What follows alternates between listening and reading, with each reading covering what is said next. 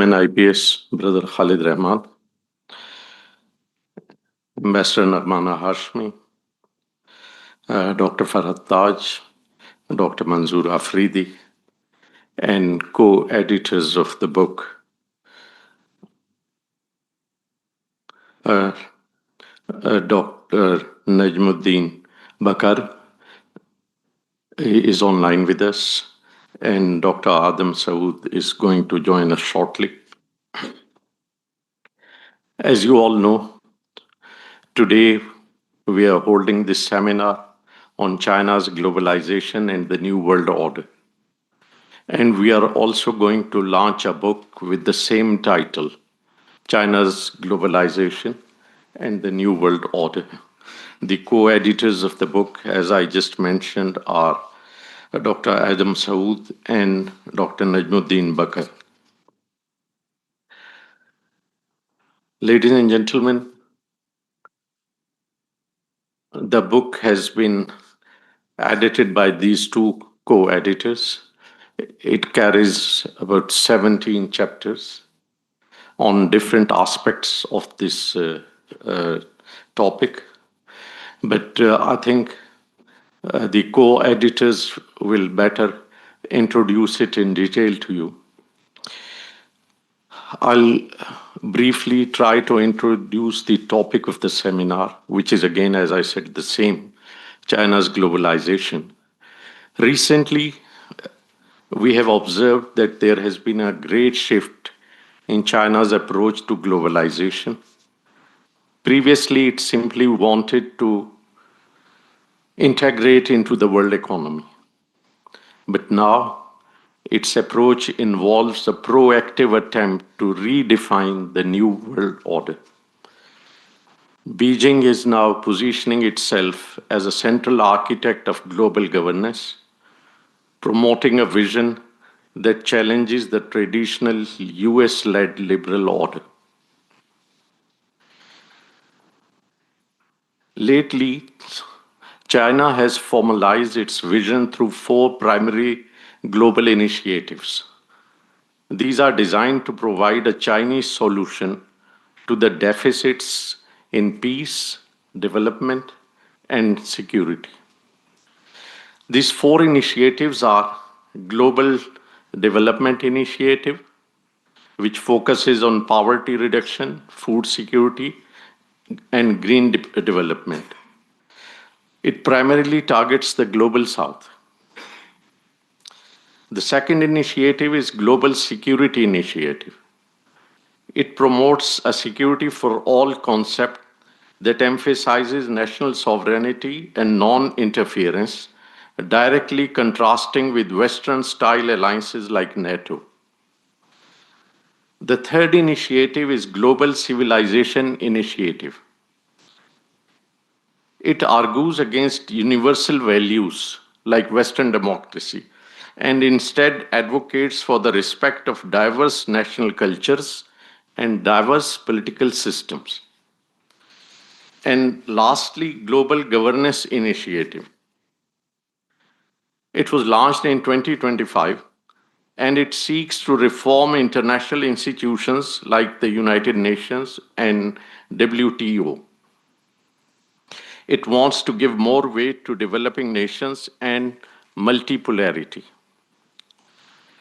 Apart from these four pillars of the China's New World Order, we can have a look at the economic re-globalization. China is driving a second wave of globalization centered on technological dominance and regional connectivity.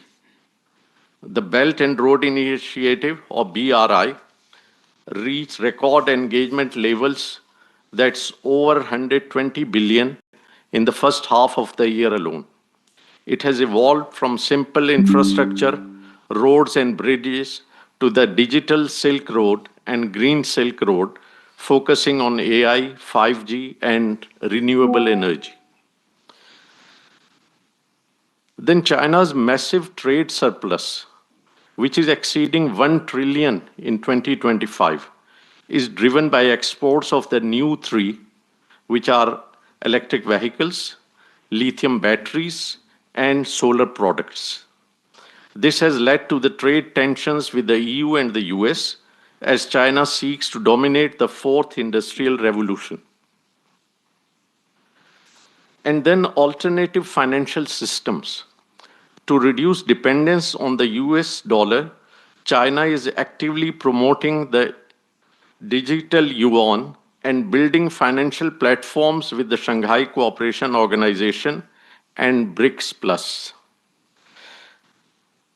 Well, despite its ambitions, China is facing significant hurdles and challenges, which we can see the challenges faced by it in near future. For example, there is a view that slowing domestic economy and property crisis limit how much capital China can export long term. Secondly, increasing de-risking strategies from the US and Europe alongside new tariffs on Chinese high-tech exports. And thirdly, the geopolitical friction, territorial disputes in the South China Sea and the Taiwan question continues to create friction with some neighbors who are otherwise economically tied to Beijing. Well, with this brief intro, now I'll invite the other speakers of today's seminar, and I'll begin with the co-editor of the book, Dr. Najmuddin Bakara, who is online with us. Dr. Najmuddin, can you hear me? Yes, sir, I can hear you. Sir, the floor is yours. Thank you so very much, sir. And I say Assalamu alaikum to everyone, and a special appreciation to IPS for giving us this platform to kind of peddle our book, which we authored, I and Dr. Saud. I think it's a very great honor to launching this book in IPS. IPS, I would say, is my alma mater in terms of publication. And so to go straight into the discussion about the book, what the book is all about, what we tried to do is that we came up with this idea. Actually, it's my initiative to look at how China sees itself and how the world sees China. So it's a kind of a two-way traffic without trying to be leaning towards the Western thought or trying to be pro-China. So we try as much as possible to offer our readers a kind of objective views looking at the epistemic disposition of China, how the Chinese scholars are contributing to the epistemic international relations, or what we call Chinese international relations. So that could be one way with which what we want to project with this book. Number two is trying to create an avenue with which we can theorize China by looking at China a nuanced understanding of development, or what most scholars want to refer to as a state-led development. In my view, and in the view of my fellow editor, is that we see it as a kind of a platform that scholars should now start rethinking about the concept of development.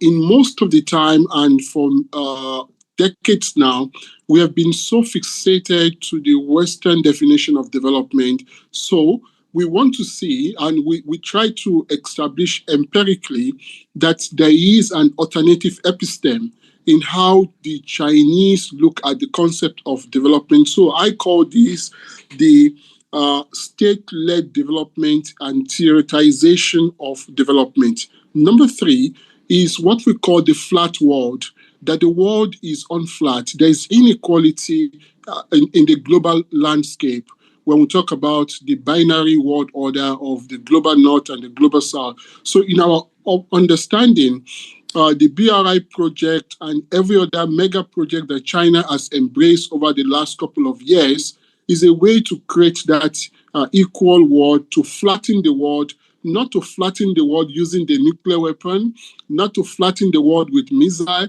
but to flatten the world using infrastructural development. Number four is to interrogate the argument of revisionism, because we have seen in most of the Western scholarship how China is labeled or tagged as a revisionist state. And I think this requires a further interrogation or a further probing. So, in our understanding, we also see that, yes, to some extent, the activities or the disposition of China might prompt state or prompt analysts to see China from that lens of revisionism. But nevertheless, Chinese disposition can also be considered as a complementarianist, someone who is complementing the existing system, and in my understanding is what I refer to in the introduction as the internationalist. And I think the ambassador also mentioned a few of those things, how China has kind of institutionalized various institutions that seems to be not a challenge to the Bretton Woods system, but a kind of complementary. So, on one hand, we can say, yes, the Chinese disposition or Chinese behavior is revisionist. On the other hand, why don't we look at it as a kind of complementarist? The other point here, which I would want to mention before I would say goodbye, is to look at how the event leading to the rise of China is kind of reconstructing the past. And it is also attesting to the fact that history will continue to repeat itself. As Ibn Khaldun, we want us to understand that we can never have a permanent empire, we can never have a permanent edge, we can never have a permanent hegemony. There will always be that cyclic way through which the world operates, and which is, of course, we see the Chinese trying to, or the China's activities interacting with the rest of the world in different way. But this different approach of China is not to paint China rather like a devil, or rather to paint China as an angel, but to see how China sees itself and how the rest of the world sees China. Overall, the book consists of 17 chapters on different topics, which start with the theoretical aspect of how the world theoretically explain China. We also see the Chinese contribution to international relations, which is part of that globalization of Chinese thought. And of course, we've seen how this globalization or the new world order is being shaped in the Chinese image from an institutional perspective. So we can say that Chinese globalization or Chinese world order might be seen from three different aspects. Number one is how China creates an epistemic world order. Number two, how China creates an institutional world order. And number three, how China creates a material world order. I want to keep my mouth shut now and give the rest of the floor to others to speak. Thank you so very much, IPS, and thank you so very much, Mr. Khalid Rahman. It's been an honor to be part of this program. Thank you, sir.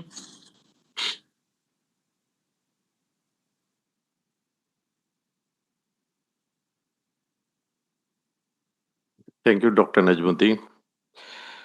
Dr. Najmuddin was speaking from Malaya University, where he serves as associate professor. And now I'll request Professor Dr. Manzoor Afridi, who is Dean Faculty of Social Sciences at International Islamic University, Islamabad. जी चाहे वहाँ से चाहे यहाँ से, as you wish.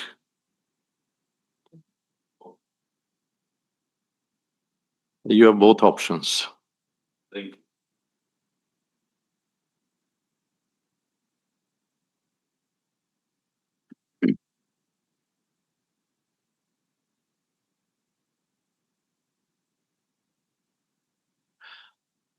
بسم الله الرحمن الرحيم رب اشرح لي صدري ويسر لي أمري واحلل عقدة من لساني يفقهوا قولي. صدق الله العظيم.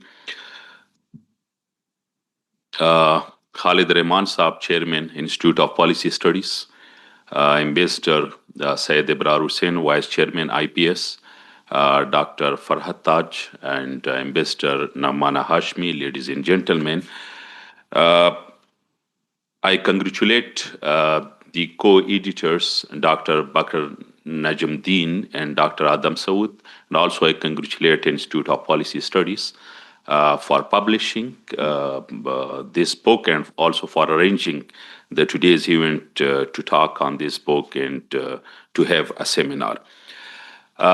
The China phenomenon, it is getting importance and momentum day by day with the more emerging, rather, I would say, with the more active role of China regionally as well as on global platform. So many things, those are connected with the rise of China and with the China's interaction with other countries on bilateral level as well as with the major global powers. So the today's book, that is the China's Globalization and the New World Order, I think that most of the topics related to this title have been covered by different authors in the book. Most of them, they are Pakistanis, and some of them, they are also the international authors. If we talk about the book, especially how it is on the topic of China, so few things they come in mind where it's necessary to have some discussion on it. One, that whether China, it is a rival to the international order, world order, to the international system or not.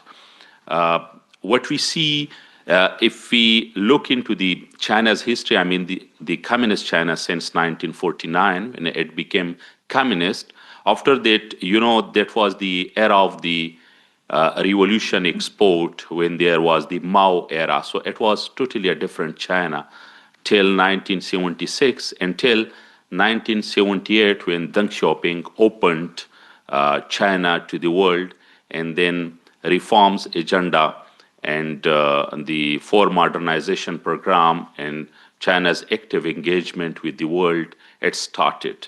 And now what we see China in the current phase, it is the result of those reforms and that socialism with Chinese characteristic agenda by the Deng Xiaoping, the second paramount leader of China, what we are experiencing it today.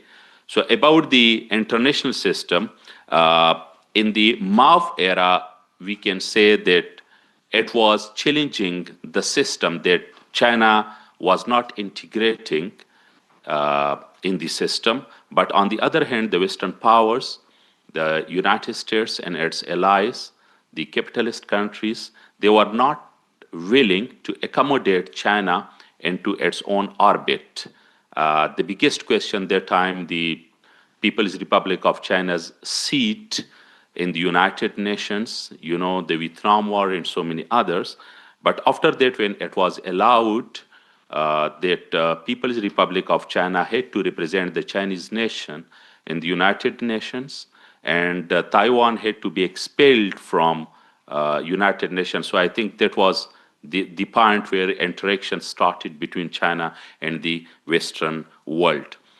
But now, after the China's, the signing of MTCR, Missile Technology Control Regime, so many other agreements, and especially the joining World Trade Organization, China is integrated with the world, but still there are different views in the West how they look into China, where it has been also noticed by the authors in this book as well, that one is China's view, but the other that is the how China is seen in the world, especially from the Western perspective. So, let to talk about this, then we have to go a little bit into go back into history. Actually, there are two orders. There have been two orders in the world. One, what we are following now, or what we are practicing it nowadays, that is the Eurocentric world, right? The European originated world system, international system, right? Another, that is the anarchic world, right? So every rising power over there in Europe, if we read the European history, right? So every rising power, that was the threatening power, whether that was Germany or Italy or maybe Great Britain, or before that maybe Spain or whatever, and they became colonial powers. But on the other hand, China's experience in story, that is different. In East Asia, there had been hierarchical order, and hierarchical order, it had some norms and values where China was a kind of it acted as a patron, and it gave patronage to the neighboring states. So since the reforms agenda of Deng Xiaoping, China has been following that hierarchical order. That's why the scholars who takes the Chinese view, they don't consider China as a rival, right, to the Western powers, or as a threat to the, what we can say, to the world order or to the world peace, but rather they take it as very much beneficial and very much, how to say, a non-harm position, right, to the world. The suzerainty concept, we know about that, half China provided it to the East Asian countries in the history. So that hierarchical order still China is following. That's why wherever China goes, it says, when it signs agreements with other countries, it says win-win situation. It says friendship. It says partnership. China doesn't talk about alliances. Yes, People's Republic of China had a security alliance with the Soviet Union, but that was for a short period of time. And because of some differences, ideological and some others, then it was eroded, right? It was then finished at the end of 1950s. After that, China had never done any security alliance. What we can say, these are alignments, or these are strategic partnerships, or these are the treaty or agreements of friendship. So one view is this. This is why the neighboring countries, they are accepting China. Look to the Japan or South Korea, especially these countries, if they had some differences in history or maybe nowadays with China, but still they have very good trade relationship, right? And they are not challenging China in a way that it has to be fall down, right? So this is the thing, how they have learned it from their ancient hierarchical order under the umbrella of the Chinese patronage. So if now China is rising and it is growing, they are not feeling any threat from the China's rise, but rather they are accommodating it. That's the point when China also started the BRI, before it was called OBOR, but now Built-in Road Initiative, right, the 6 corridors, and it is also passing through the East Asia, especially if we talk about the Indo-China corridor, the China, Laos, Vietnam, and the Cambodia corridor. Another thing that in this book, it has been mentioned that the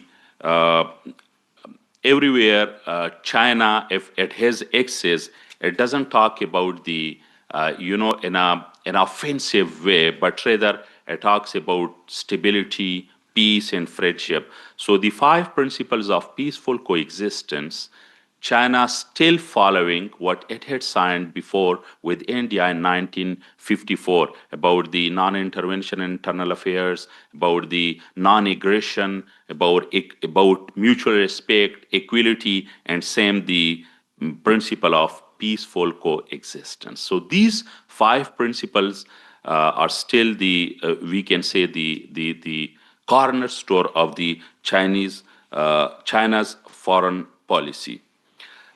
The author has also pointed towards one very interesting, phenomenon, that is the Beijing consensus, right? So the well-known, we know about the Washington consensus, right?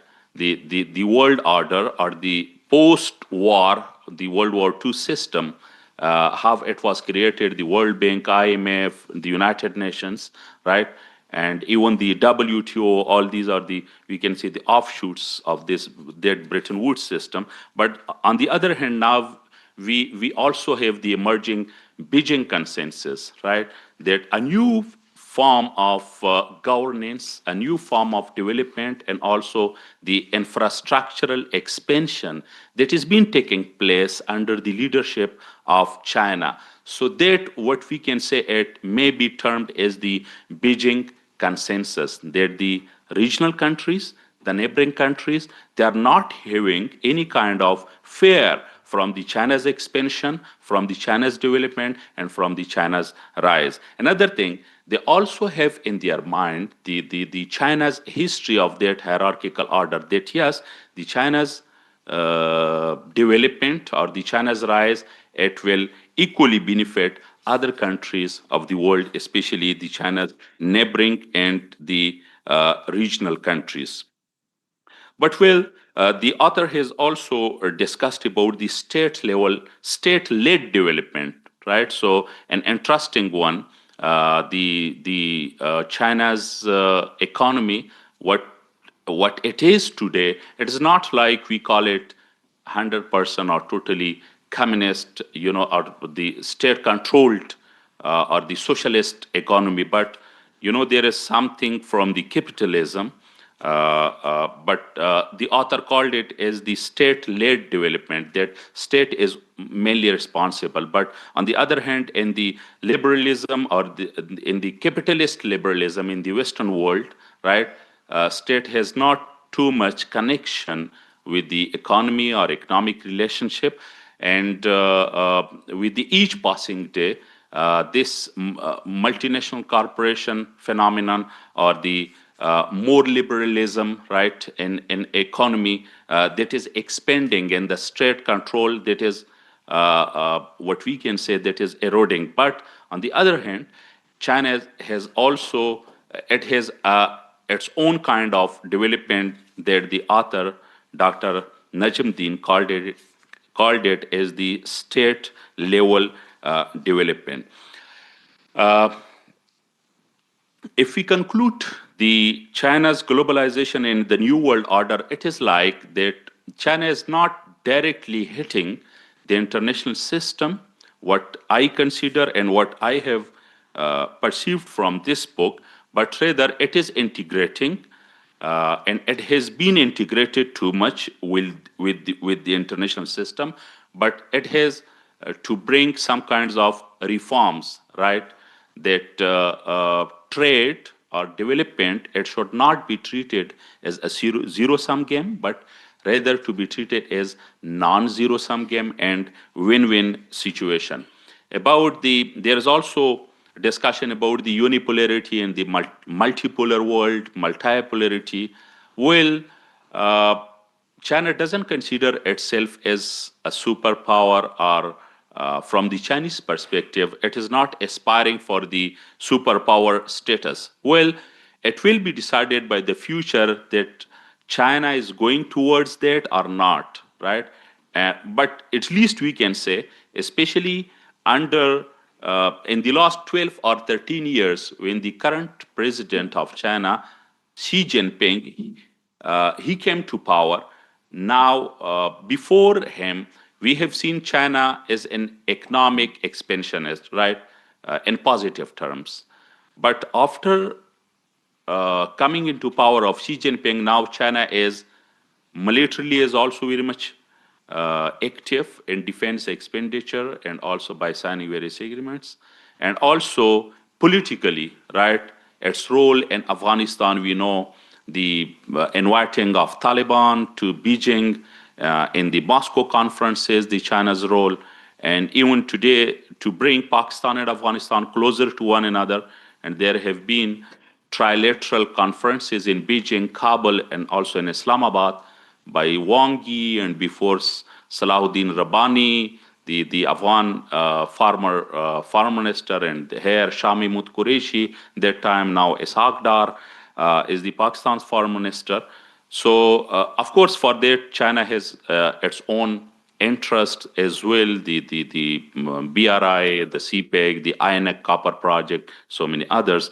If we look to the China's role in the mediation between the Saudi Arabia and Iran, their role or its role in Gaza. So all these things manifest that China is now politically is also very much active, and if China has reached to almost every corner of the world economically, but now China also tries to have its political say in the world affairs. About the multipolarity, what I consider and what I have get my understanding from this book, that now it is a loose kind of emerging trend of multipolarity. Now, still there is unipolarity. Still there is no multipolarity. In future, maybe it may be that multipolar world it will be existing, but now yes, we can say that China it is playing very much active role uh, in the trend or in the tendency of multipolarity through the BRI, Belt and Road Initiative, through the role of the BRICS, right, and also through the Shanghai Cooperation Organization, and through its direct connection, sometime confrontation, sometime agreement with the United States of America. Thank you very much. Thank you, Dr. Sam. Ladies and gentlemen, you must have our panel of eminent speakers today includes both academicians and practitioners. You have listened to two professors, one from University of Malaya and other from the International Islamic University, Islamabad. And now I request a distinguished practitioner, our former ambassador to China and EU and Belgium, Madam Nabmana Hashmi.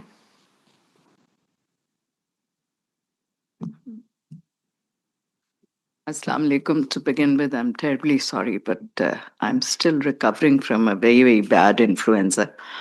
So I don't think I'll be able to speak that much. But after two wonderful speeches in which we have learned both about where China is going at the moment and about its history, I don't think there's much that is left to be said. As far as the book is concerned, I am going to be very honest. It's very difficult to read small script PDF on your phone, and so I have not read it from cover to cover. I have sort of clicked through it, and I'm sure that it's a book that is worth reading, especially for those who are doing their research work and students and those young people who are not that aware of the history of China and its development processes and its political orientation. So I think it would serve as a good reference book because it has about 17 different chapters on very diverse subjects. So sometimes you feel you're jumping from one thing to another to another. So for people like us who have spent their lives, practicing and seeing and being part of history in our different capacities, whether as professors or academicians or as practitioners. But I think for the younger lot, they would have to be a little bit more patient to try and sort of make that bridge between the various chapters that there are, because they're not following any particular chronological order, that it's it's the history first and then the political orientation or economic. It's sort of all mixed. So I think for mature audiences it makes a very good reading, and for students and youngsters, young researchers, I think it'll be a very good reference book to have. I promise to read it once I get a print copy. Because, as I said, at our age, reading small print on telephone is just not it. So I just wanted to make a few points, as I said, that basically a mixed response to the 2, 3 things that we have heard this afternoon. And I was very intrigued by what my very dear friend and colleague, Ambassador Abrar, said, the liberal order. Now, we know that what happened after 1945 is what we call the liberal order, is a name that wasn't given to it by anybody else, but by those who were the winning parties at that time. So, according to them, it's a liberal order after centuries of colonization and exploitation and whatever you may call it. And to be very honest, I feel that the order actually was formed in a manner that it would somehow continue to serve the winning parties. So, from colonialism to what we famously call the neo-colonialism, and the exploitation through, multinational companies and through IMF and through World Bank, and later on this entire drama of human rights, treaties, and this treaty and that treaty. In one way or the other, the continuous exploitation by the West of the newly emerging states after decolonization, but still keeping a very strong influence on those states. And everybody else, including their own partners like China and Russia during the war, were then seen on the other side of the fence, because once that was over, they realized that these are great civilizational countries and they will emerge. Particularly China, there was no doubt in anybody's mind 3 centuries ago that it would finally at some stage emerge. So all their efforts to destroy it, whether it was through opium or so many other things, I don't want to go into the history of that. So this thing was always at the back of their mind. So it is actually, the way I look at it, that they created a system whereby they needed to control the world, and they thought this is the way of controlling the world. And when that system itself became a liability in the 2000s, because that is the time when countries like China and the other middle countries started to emerge and have a voice of their own, that they realized that their influence, their economic influence, which was then, of course, increasing their political influence, was going to turn these organizations on their head. And that is where we see, even in the 90s, you already started seeing the erosion of multilateral organizations.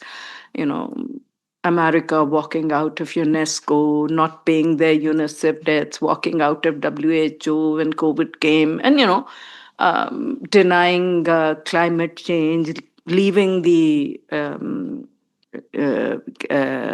what do you call it, the climate agreement, and similarly walking out of JCPOA, and there's so many examples. And what I find very interesting is that the people who created these monstrous organizations to serve their own purposes are disowning them. And the people who suffered because of these organizations are now asking for multilateralism, saying that these organizations were formed. Yes, they were exploitative, so they need to be reformed in a manner that they serve all and not just the creators of these organizations. That is where the entire conflict lies. So, one is the economic aspect of it, because I think the West never thought that the so-called communist powers, I mean, they erroneously called China communist as well, but um, I may slightly disagree with you, but China was actually never communist. It always called themselves socialists.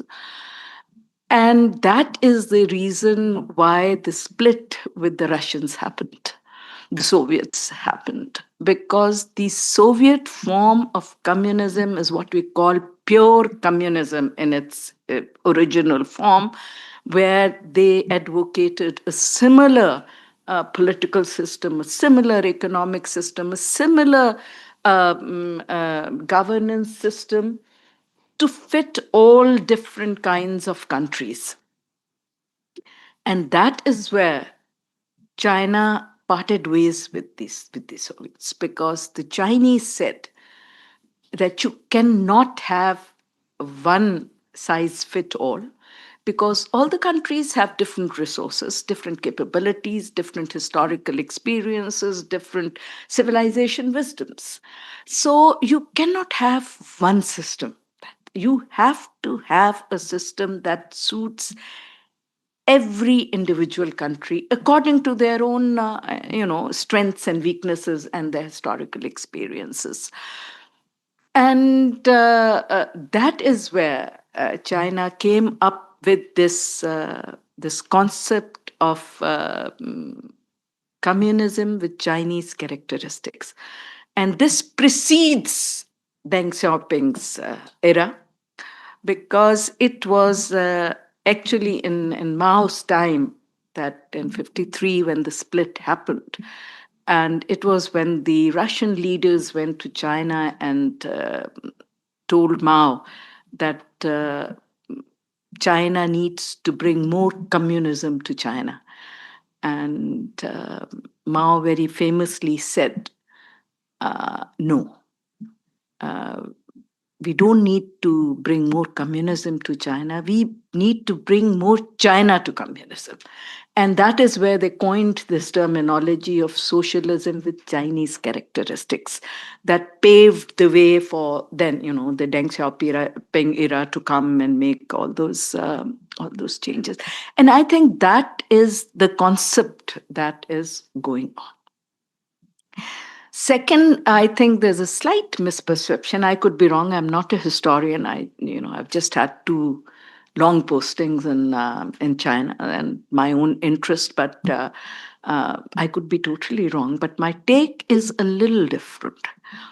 I think China's development was never state sponsored. And I will give you my reasons for doing that. Because when in 1949 the new China came into existence, 89% of the business was being done by the state and 19% was being done by the private sector. By the mid 70s, while Chairman Mao was still alive and Premier Chu Enlai was running the show, they had already realized that nationalizing everything was not right. And they started to already open up. And that is the beauty of the Chinese system. They course correct. Every period can be divided into a period of a certain policy its successes and the contradictions it presented. The second phase is about addressing those contradictions which presented some other contradictions. Like, for example, once they realized that they had done away with imperialism and with colonialism and with all that, and had come out of that era of 100 years of humiliation, had they gained anything? And they realized no, because that humiliation and that colonization and imperialism had produced a huge contradiction, because the revolution brought back the bourgeoisie. And again, the people were. So then they had to, resolve that contradiction. They moved forward, and that's it. They said, we are going to develop our uh, southern and eastern borders, because there's a philosophy behind, because one faces Taiwan, the other faces Japan, and they have this philosophy that if you have your neighbor that's too rich or too good, then when people are looking, in the mainland are looking at these countries, they will say, what did we sacrifice for? So they put their eggs in the industrialization basket and all. And we know the contradiction that developed, the famine and this, that, and the other, because they sacrificed agriculture. So the next phase then came to, the industry then supporting the agriculture. That gave rise to urbanization. That brought in another contradiction. And still now there are contradictions which the Chinese government is trying to face, because they have, contrary to general perception, China is very strong. They have 98% approval of their governance, of where the country is going, of the orientation, everything. Then, if you go to China now, you see that pride in being Chinese. You see a brightness in the eyes of even the poorest Chinese, that they have a future or whatever. So that is there.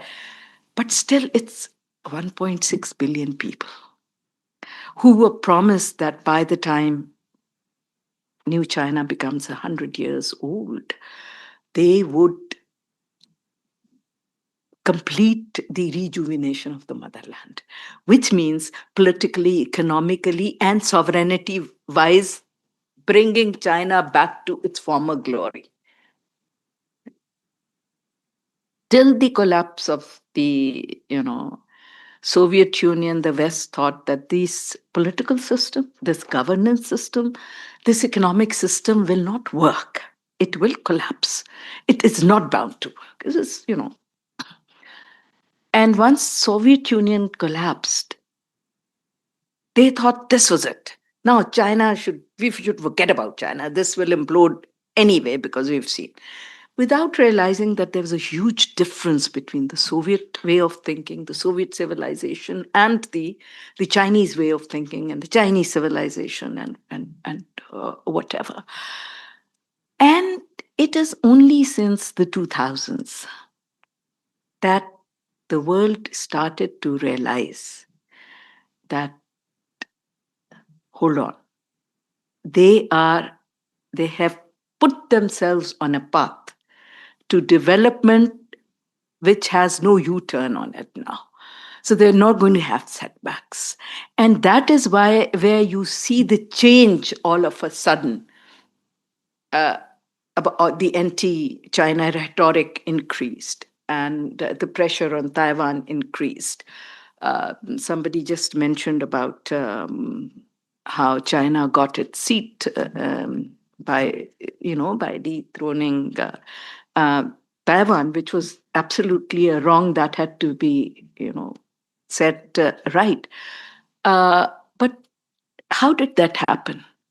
That happened because there are 3 declarations which were signed before World War II, or towards the end of World War II, where the West absolutely signed those documents saying Taiwan is an integral part of China, and so is Hong Kong and Macau and all that. And the rest of it, And on it was on the basis of those three declarations that finally Taiwan was de-seated. Okay. So now when you see the West receding on those commitments, and the United Nations is a guarantor of those it's a, of those three agreements. Now it would not have Taiwan would not have been a problem. South China Sea would not have been a problem had China not developed, had China not surpassed economically, technologically, and above all. So it's not just about the economy, it is a bigger conflict. It's a conflict between the Western civilization and the Eastern civilization. It is the collapse of the I wouldn't say collapse is too big a word, but the weaknesses of the Eastern civilization and their way of thinking towards the world, towards development, which is coming into direct clash with the saner Eastern way of thinking. The Chinese way of thinking and the Southeast Asian way of thinking is not very different. They are civilizationally all the same. We are basically also the same, but it's just that we've taken a very, very wrong route. Um, so it is a conflict of the political system because the West said this political system that China has will not survive. But now we have seen that democracy is not surviving. It is creating problems, questions. So, democracy, which they thought was the end product, is not the end product. It is a system in the making. It is so far maybe the best system, but it's not the perfect system and not suited to every country. So, we have, of course, the Chinese system, which is the most devolved system in the world. On the face of it, you feel that it is, it's central led, but it is not central led. Now, even the West recognizes that it is the most devolved system where the strategic blueprint is made by the state, but the implementation is done by the provinces, after the provinces, the communes, to the last village of the last town in China. And that is why, if you look at the history of Chinese leaders, they have all come through the mill, you know, managing a small commune, a small village, a town, being a governor of something, and whatever. And not like the Western democracy, where it is not based on competence, it is not based on results uh, or supervision or complete what do you call it, meritocracy, but more on lobbies, more on interests groups and this, that, and the other. So I think it's a bigger and a wider conflict than just economic conflict. As far as China is concerned, it has never said, it still calls itself a developing state. China views, and they've openly said it, we do not want to be number one. We are not in competition with anybody. We are in competition with our own selves because we need to make sure that we give a good future and dreams and deliver for our people. And the world is big enough to have several, pillars of power. So everybody has a right and should develop at their own pace so we don't want to be number one, number two, or anything. We just want to deliver for our people, and that is what they are actually doing, but not at the cost of. That is why they don't really, they don't get intimidated, and they do not uh, talk that much. They don't answer. They don't get into confrontational. It is only after they completed 70 years and they landed on the dark side of the moon and landed, rover on this comet and this, that, and the other, that they changed their rhetoric and they allowed some of their ambassadors and some officials like Victor Gao and all to openly take on the world. Now, it is very rarely that you see a harsh statement coming out of Wang Yi or of the president. Sometimes they do, which was unthinkable 20 years ago. So they are basically now giving a message that we are not threatening anybody. You know, the world is big enough to have different systems, different philosophies, different economic way of developing. So this exploitation and threats, like the tariff game that is going on now, it's failing, and it is actually harming America more than it is harming anybody else. Uh, but why can they now stand up and say, okay, you can raise it to 100%, doesn't matter. We will stop your soya bean and we'll stop your rare earths, and that is the end of the story. And you have, you know, um, the West making a beeline for Beijing because, their systems collapse because the Americans owe more money to the Chinese than anybody else.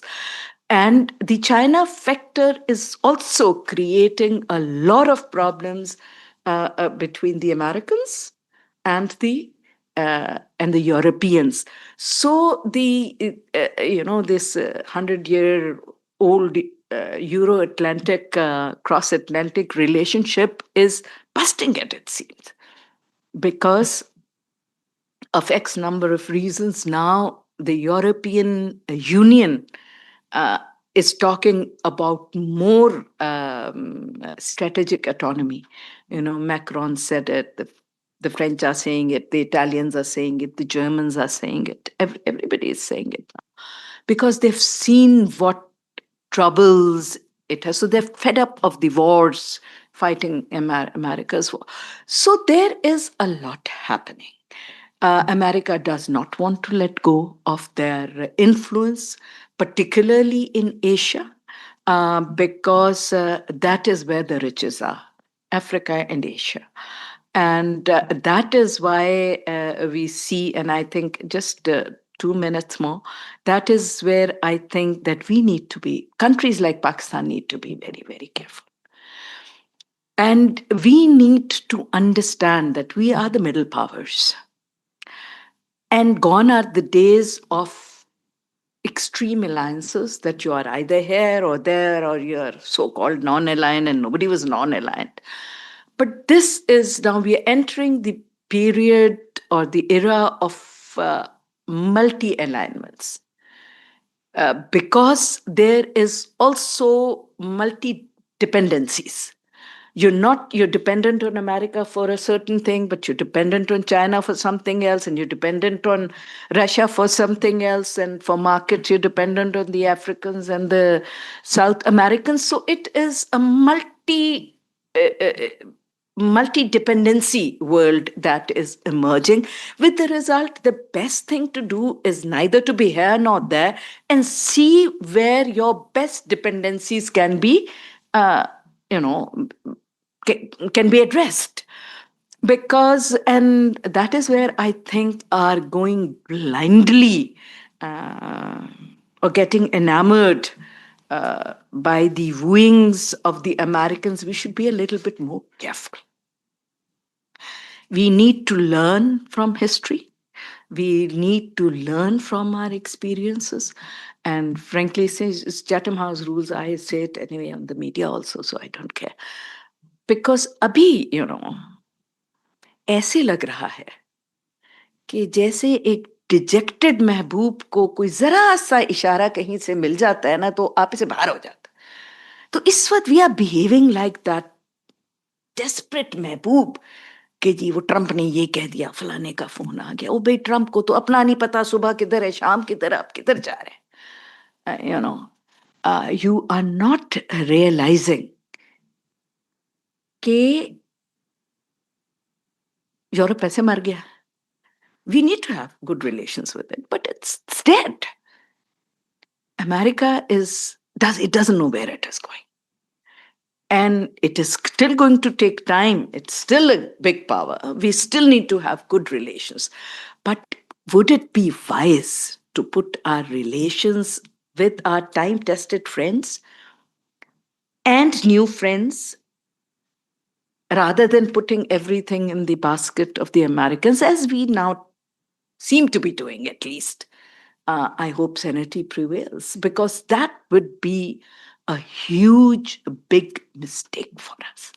Because please remember, the Pakistan China friendship has been tested several times. And every time it is China that has passed the test. They stood by us. Our test will now come when we approach 2049, when they want to achieve the rejuvenation of the motherland, which means coming of Taiwan back to the Chinese. It's not going to happen in 2026, but they have 2035 in their mind. So the Aag ka Darya and the test is coming now. Or up, I don't know what they're thinking. But there was a time when 70% of our military platforms were Western. So we were really tight everywhere.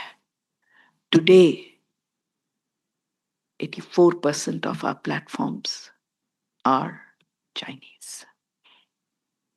और हमारी multi ऑपरेटेबिलिटी है China के साथ. America आपको क्या दे देगा? F-16s के लिए थोड़े से पैसे पूसे दे कि उनकी upgrade. Are they going to give you F-35s? No. They're not going to do it. Today we have reached a stage, and I'm so glad we have, from whether it was the nuclear tests or now our entire absolutely interoperability with the Chinese, that can we afford now to choose America over China? I don't think so. So is it wise to go and offer rare earths to the West when the Chinese have put a ban on them? Where are you going? So we need to think for our own. Not I'm not a Chinese apologist or whatever, but I think we need to take a very deep breath and see, are we going to make the same mistakes yet again? Or have we learned anything from history? Look at where the other countries are going. Look where Russia is going. They're surviving. If the Africans can survive and stand up to the Americans, that's a different story, that the Americans are now bombing the Nigerians because their presidents get him challenging them. And they are now attacking Venezuela because she got the Nobel Peace Prize and not Mr. Trump. But these are challenges. But at the end, I would only say that nothing is changing at the moment. So 2026, 27, I don't see any major, reshuffling of the world. Things will go the way they are. Conflict will be managed. Chinese will continue to show their patience and will very wisely sit Trump era out, as will Putin.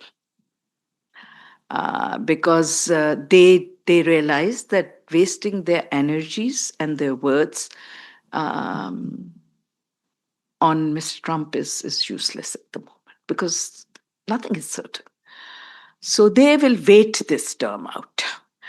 And anything that might change after the American midterm and Trump finally sees himself. I think it's again time for us to take hard decisions, but sensible decisions. So we need to be very, very careful. Do we want to be on the right side of China in 2049? Or do we want to be on the side of the losers yet again? The choice is with the powers that be.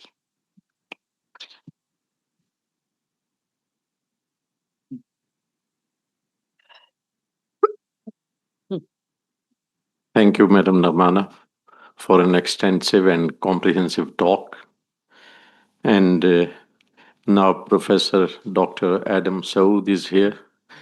He is Dean, Faculty of Humanities and Social Sciences at Barry University and co-editor of the book.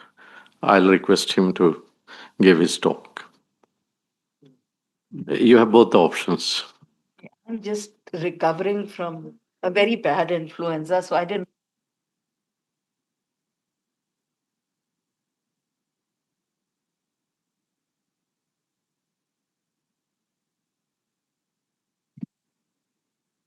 Bismillah ar-Rahman ar-Rahim.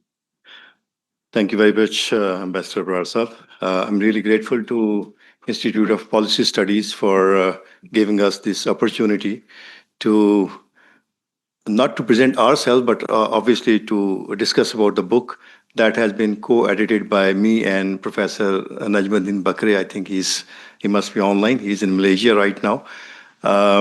Apologies for being late, unscheduled, unplanned meetings, and then the closure of Shaheen Chowk. I have to take a long way to come over here. Thank you very much. The book actually is, I think, and we think, all the scholars who have contributed to it, is a timely contribution because we know and we understand that the world is in a transition where the structure, the global political structure actually is in a rebalancing situation. So the book, it has like 16 chapters. There are multiple scholars from different countries of the world. So initially we had this thinking that should we go with a solo flight or should we take, different perspectives from different countries, because everywhere in the world there's a different kind of thinking regarding the Chinese rise. In some part of the world, it is looked very positively, but at the same time, some scholars and some parts of the world look it as a negative development. So we try to bring different, multi-layered kind of, perspectives into this book. But obviously, more or less, most of the people, they have agreed that the Chinese rise and this rebalancing and transition in the global world is heading towards a positive side. So far, Chinese foreign policy is concerned. Now, the basic, the fundamental questions which this book actually tries to address are what kind of global order China envisions, how it relates to the existing liberal international order, as well as whether coexistence between these models is possible or not. So these are the major three questions onto which the book has been written, and there are, as I've already explained, there are multiple perspectives which are given by the different scholars. Basically, the book actually moves beyond this simplistic version of status quo versus the revisionist power. It's something else. It actually tries to explain some other important realities because it talks about historically grounded and conceptually rich analysis. There are different major themes. For example, if we talk about the first major theme, it talks about China's rise and the crisis of the liberal order. So actually, this section talks about the internal weaknesses of the existing liberal order, that how this order is actually getting weaker, and it has given or provided a room for an alternative model to rise and to give a alternative system to international community. So we understand that the current liberal international order is a byproduct of the Second World War, and we see that post-World War, Second World War era has been dominated by the Western liberal order that is led by the US. But we have understood, although they claim that this order is built on the liberal economic principles, where we see that they talk about the institutional multilateralism, as well as they always there are normative claims of universalism. But over the period of time, we see that although the economic liberalism, it has given rise to the wealth of the nations, but at the same time, it has deepened the economic inequalities. And we understand that the divide between the global north and the global south, and even within the states, intra-state divide, it has widened due to this economic liberalism. Secondly, we understand that although it talks about a liberal democracy, but again, the concept of liberal democracy is fundamentally the Western concept.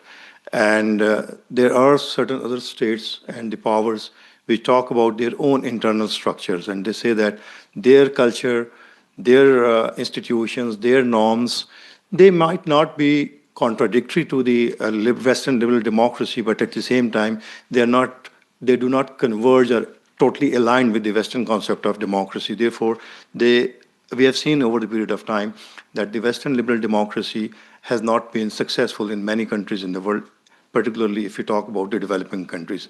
Thirdly, we see that there had been multiple military interventions in the developing countries, particularly. At the same time, we see that many friendly nations of the US and the West, they are fundamentally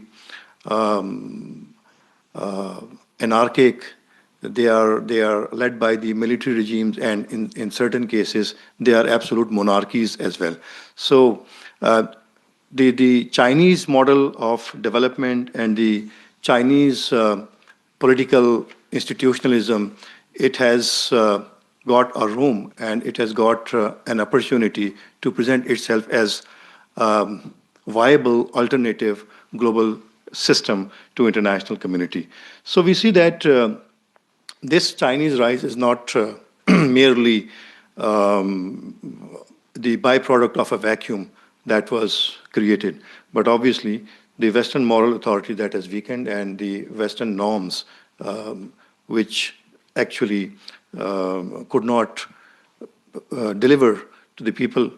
So we see that the global south particularly, it questions whether the existing order truly serves their interest or not. So the second major theme is China as a product and critique of the existing order. So at the same time, the contributors, they also talk about that it's the refusal to portray China as either as a passive beneficiary or a purely destructive force. Instead, China in this part of the book is presented as both a product of the existing global order and a critique to its normative foundations. So we see that China, on the one hand, it had thrived within key components of the liberal economic system, because we understand that without adopting the liberal economic structure, China could not have had this economic development which we see right now. And it is also evident that China has joined the World Trade Organization, and at the same time, it is one of the major. It has major role in the global supply chain. This could not have been achieved without adopting the liberal economic structure that was given by the Western order. But at the same time, we see that China has rejected the ideological core of the liberal order. Particularly in terms of the liberal democracy, political conditionality, and the Western interpretations of the human rights. So we understand that, like I have already explained, that the Western concept of democracy is actually purely a Western concept. And even if you go into the history and you study Plato, Plato is again, critique of the democracy, and he says that democracy is the worst form of the government. But this system, because it's the byproduct of the global political structure that was led by America, therefore we see that this was declared as one of the best forms of the government in the world. So Chinese, they have, the China actually, it rejects these core principles which are purely based on the Western notions and Western concepts. So we see that the book, in this part of the book, the scholars, they highlight that Chinese leaders, they consistently argue that political system, they must reflect the national history, the culture and developmental stages, rather than conform to externally imposed standards. The third part is regarding the conceptual foundations of the China's worldview. Like again, the exploration of this part of the book is based on the intellectual and civilizational roots of China's global outlook. And here again, uh, the attention has been given to the idea of China as a civilizational state instead of, focusing on to the Westphalian concept of this nation state that was given by the West.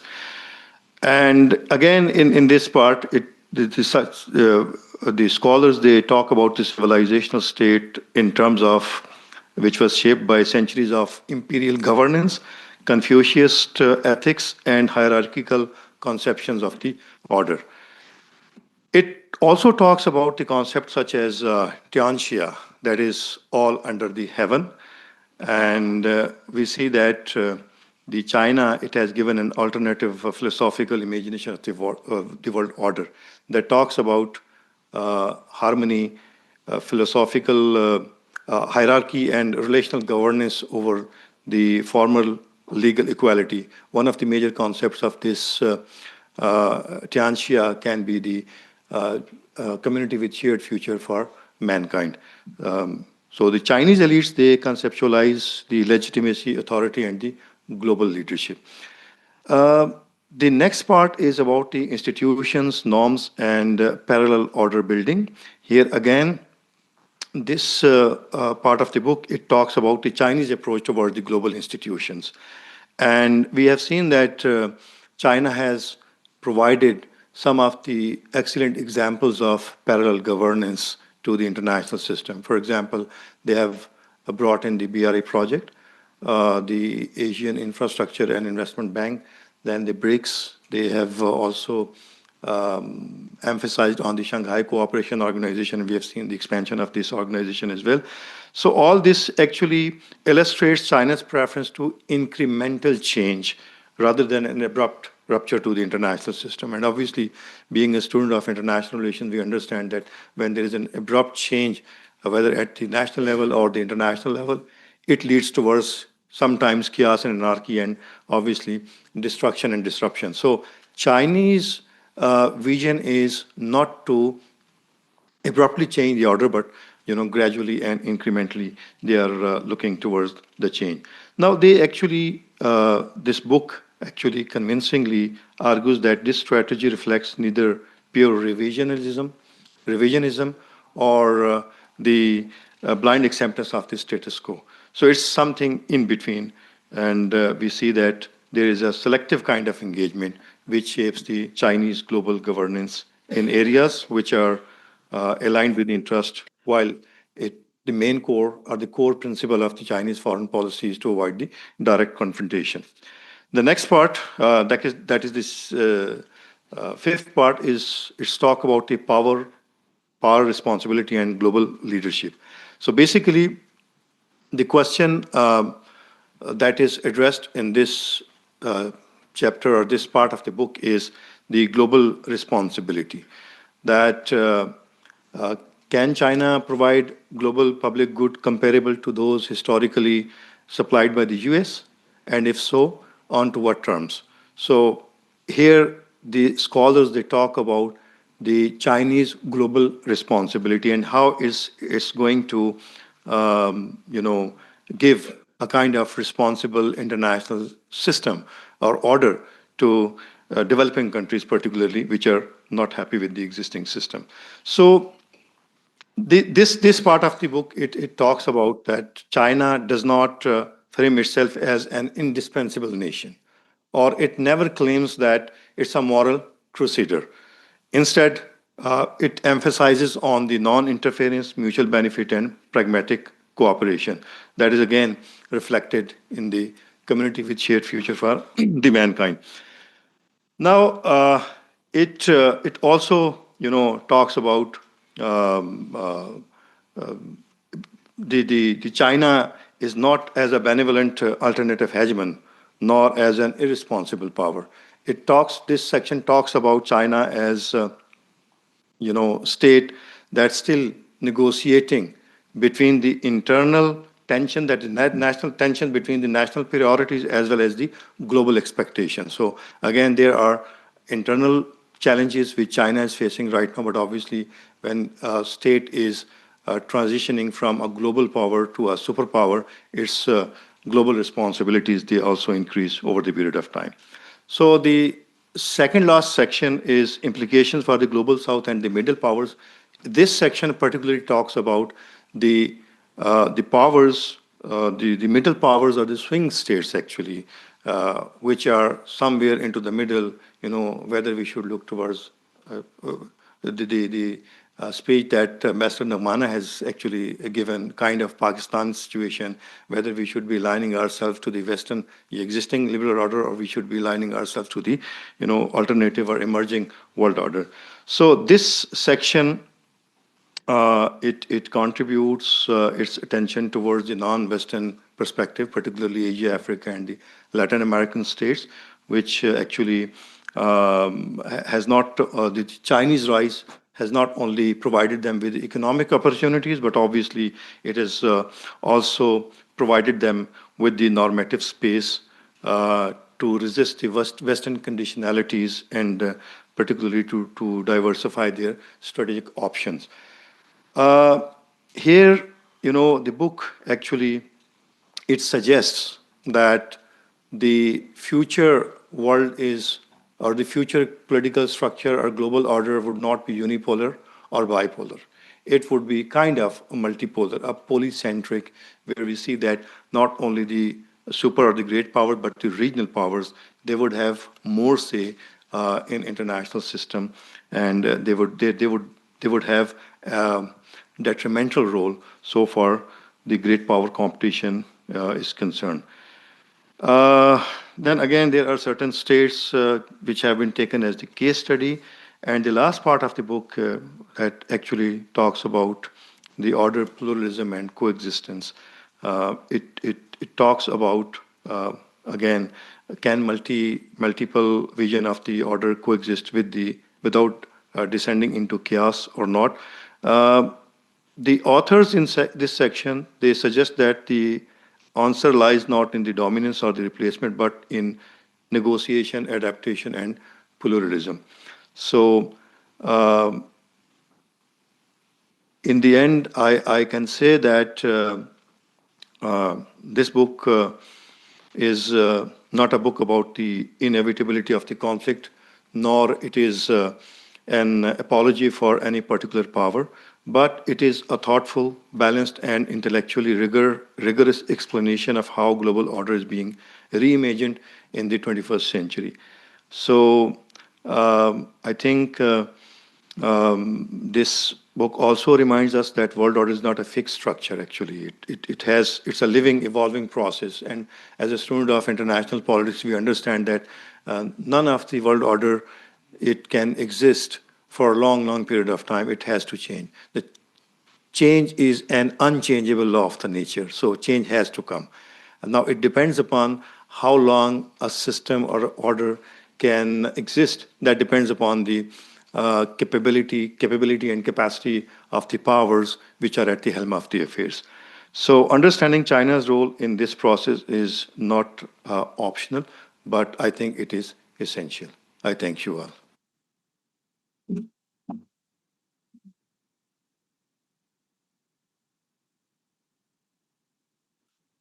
This was Professor Dr. Adam Saud, the co-editor of the book. And now I request Dr. Farhad Taj. She is Associate Professor at the University of Tromsø in Norway. Luckily, she is here in Islamabad today.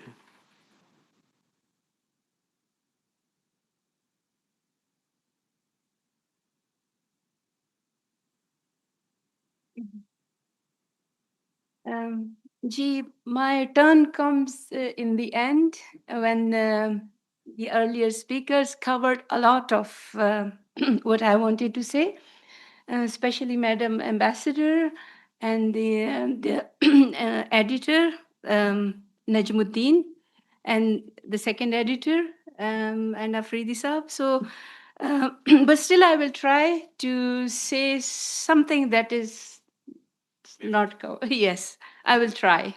But before that, I want to express my thanks, gratitude to IPS, to Khalid Saab, to Ambassador Ibrar Saab for giving me the opportunity to speak on this occasion.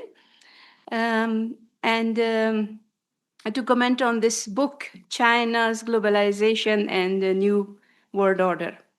And also, of course, I will extend my congratulations to the contributing authors of this book and both the editors for publishing that book.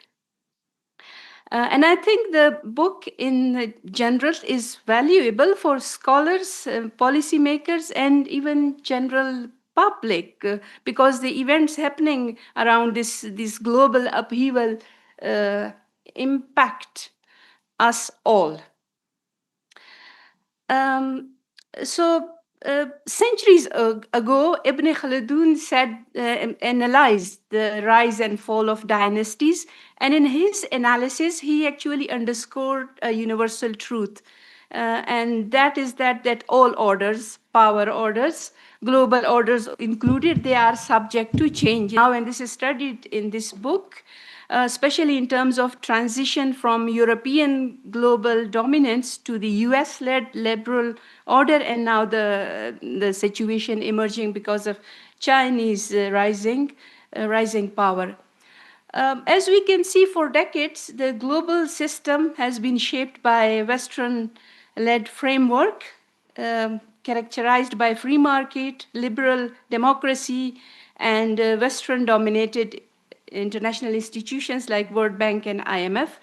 And what the free market and the international institutions, what they have given to us, of course, there are positive sides, but we also see, as the editor just mentioned, that it also give us north-south divide. So rich countries and then poor countries, and then there is this rich elite within poor countries, and then poor people are suffering. So this is one very bad downside of it. And in terms of human rights, which are very closely related with liberal democracy, so yes, very good, but we see that when it comes to implementation of those rights, there are challenges, and now in case of Israel and Gaza situation, it's like complete hypocrisy, it's a joke. It looks sadly. So yes, there are issues, serious issues, and in this context, then we see China's rising its global trade initiatives, international projects like the Belt and Road initiatives, and this now challenges the Western dominance. And the book then explore these issues. So before I go to some of the issue which I think are not covered so far, I would just say that the books adopts a balanced approach, as the editor Najmuddin also mentioned. So it doesn't glorify China as a hero or vilifies China as a threat, but it provides a more nuanced insight into both opportunities and challenges associated with the rise of China. And that, for me, it means that readers are encouraged to move beyond simplistic narrative and critically examine issues of power, development, and global order in this time and age. And the book also includes very interesting case studies. For example, chapter 15, which is titled, Will China Turn Out to be Pakistan's East India Company? And this gives a good analysis, this chapter. It basically argues that there is little likelihood that China will treat Pakistan like Russia is treating Ukraine. And if China tries to dominate Pakistan in this way, then there will be serious consequences, and it is highly unlikely that China will risk those consequences. So I think it's a very interesting chapter.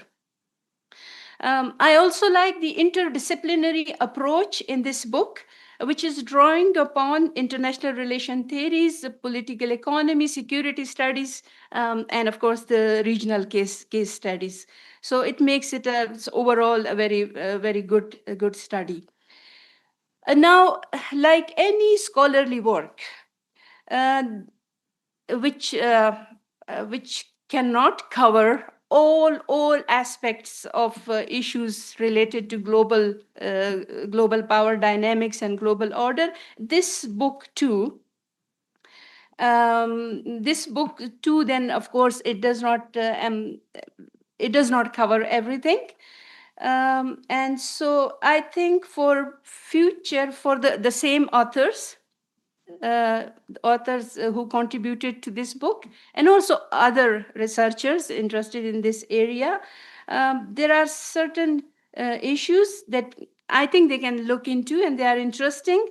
Number one is disinformation and hybrid warfare. And we know that in this world where we live, both rival states and non-state actors increasingly target human minds through disinformation campaigns and hybrid warfare campaigns. And their aim is to destabilize state institutions, erode public trust in state institutions, and also create distress among different groups within a society, religious, ethnic, various identity groups in the society, and to overall destabilize society. So how is this playing out in case of China's rise to power? Um, there is a lot of research focus on disinformation in the Western countries, and they look into disinformation and hybrid warfare campaigns coming from China and Russia and Iran. Um, but are there no campaigns from the other side towards China, for example, or Russia and Iran? So this is an area that we need to look into. And also Pakistan is very heavily targeted with this information. So this is an excellent area that need to be an important area to be studied. Because increasingly now, I think the human mind is the battleground. And the rival sides, state or non-state, they try to create what the scholars call cognitive wall in human mind, and such a strong wall that anything that is to the contrary comes, uh, hit the wall and then just bounce back. So people are so hard and fast in their opinion that no matter what you tell them, they wouldn't agree with you. So human mind is battleground and targeted with disinformation and hybrid warfare campaigns that needs to be looked into in this China context. Another issue which I think is not covered as far as I see it, perhaps I have missed something, and that is the non-state armed groups. And the role of non-state armed groups in advancing or hindering ambitions of global power, namely the US, China, this requires further exploration. And many fear that both Pakistan and Afghanistan may become battleground where such groups are used to wage proxy conflicts between these powers, namely Russia, China, and the US. And this is a matter of grave concern for us in Pakistan because it directly impacts the lives of civilian and our uniformed personnel. So that needs to be explored. And then in the past, all states or many states have been using armed groups, including Pakistan. And then this experiment has had very bad consequences. But China, as far as I know, China has not used armed group against other states, as far as I know. So, as in this China rising context, Pakistan improving relation with China, going into more closer relation with China, would this Chinese approach of not using non-state actors impact also Pakistan? We this needs to be looked into. And then another issue the Madam Ambassador mentioned, and I think someone else also mentioned, this civilizational value, or China is a civilizational state based on Chinese values. And then in this discourse, we have this Russian state or Eurasian state, or based on Eurasian values. And then Islamic state, Islamic values, Islamic civilization values. How would we address that? Because the Islamic world is so diverse and so divided. So, what would be Islamic civilizational state in this context? That we need to see. And also, how can we separate Islam from the West? That is also an issue. We have huge amount of literature in the West authored by Muslim scholars, but also by non-Muslim scholars that say that Scandinavian Islam, European Islam, American Islam. So they see Islam as so they see Islam as part of it. So this is one. So there's a huge literature on that. This is one. Number two, if we go back to the intellectual tradition of Islam, we look into the scholars, Islamic scholars in early centuries of Islam, their knowledge was based on Greek scholars. So, and many of them are inspired by Aristotle. Actually, their work is part of Western intellectual history. Somehow, in political context, Islam was excluded out of it. Otherwise, if you study their writings, they are just part of the Western knowledge construction, Western intellectual history. So when we make Islamic civilizational state, how we separate that from the West, or what do we do with that? This is another thing, and there was another. Yes, Islam is part of the Abrahamic religion. And in the West, then we have this, they call it Judo-Christian tradition or Christianity and Judaism.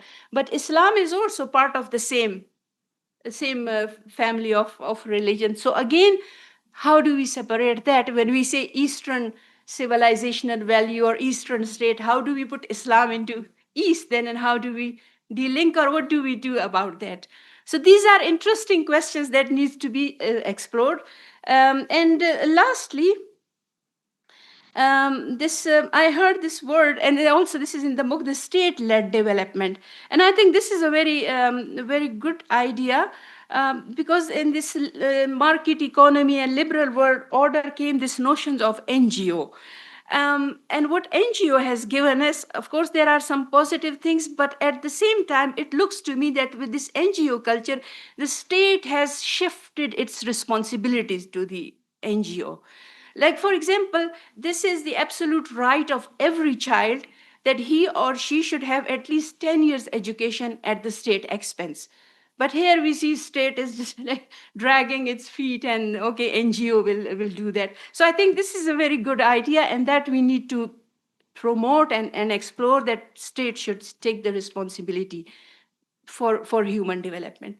And I will stop here.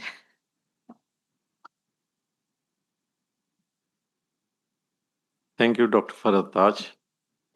And we are already running behind the scheduled time. So now, towards the end, I'll request Chairman IPS, Brother Khalid Rahman, for his concluding remarks.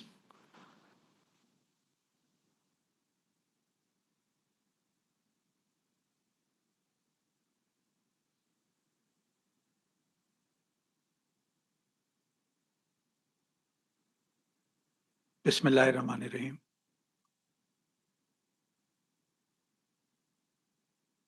मैं सबसे पहले तो आपको मुबारकबाद देना चाहूँगा आदम सऊद साहब, और मालूम नहीं हमारे दूसरे दोस्त बकर नजमुद्दीन साहब मौजूद हैं, लेकिन ये मुझे पता है कि वो भी उर्दू समझ लेते हैं।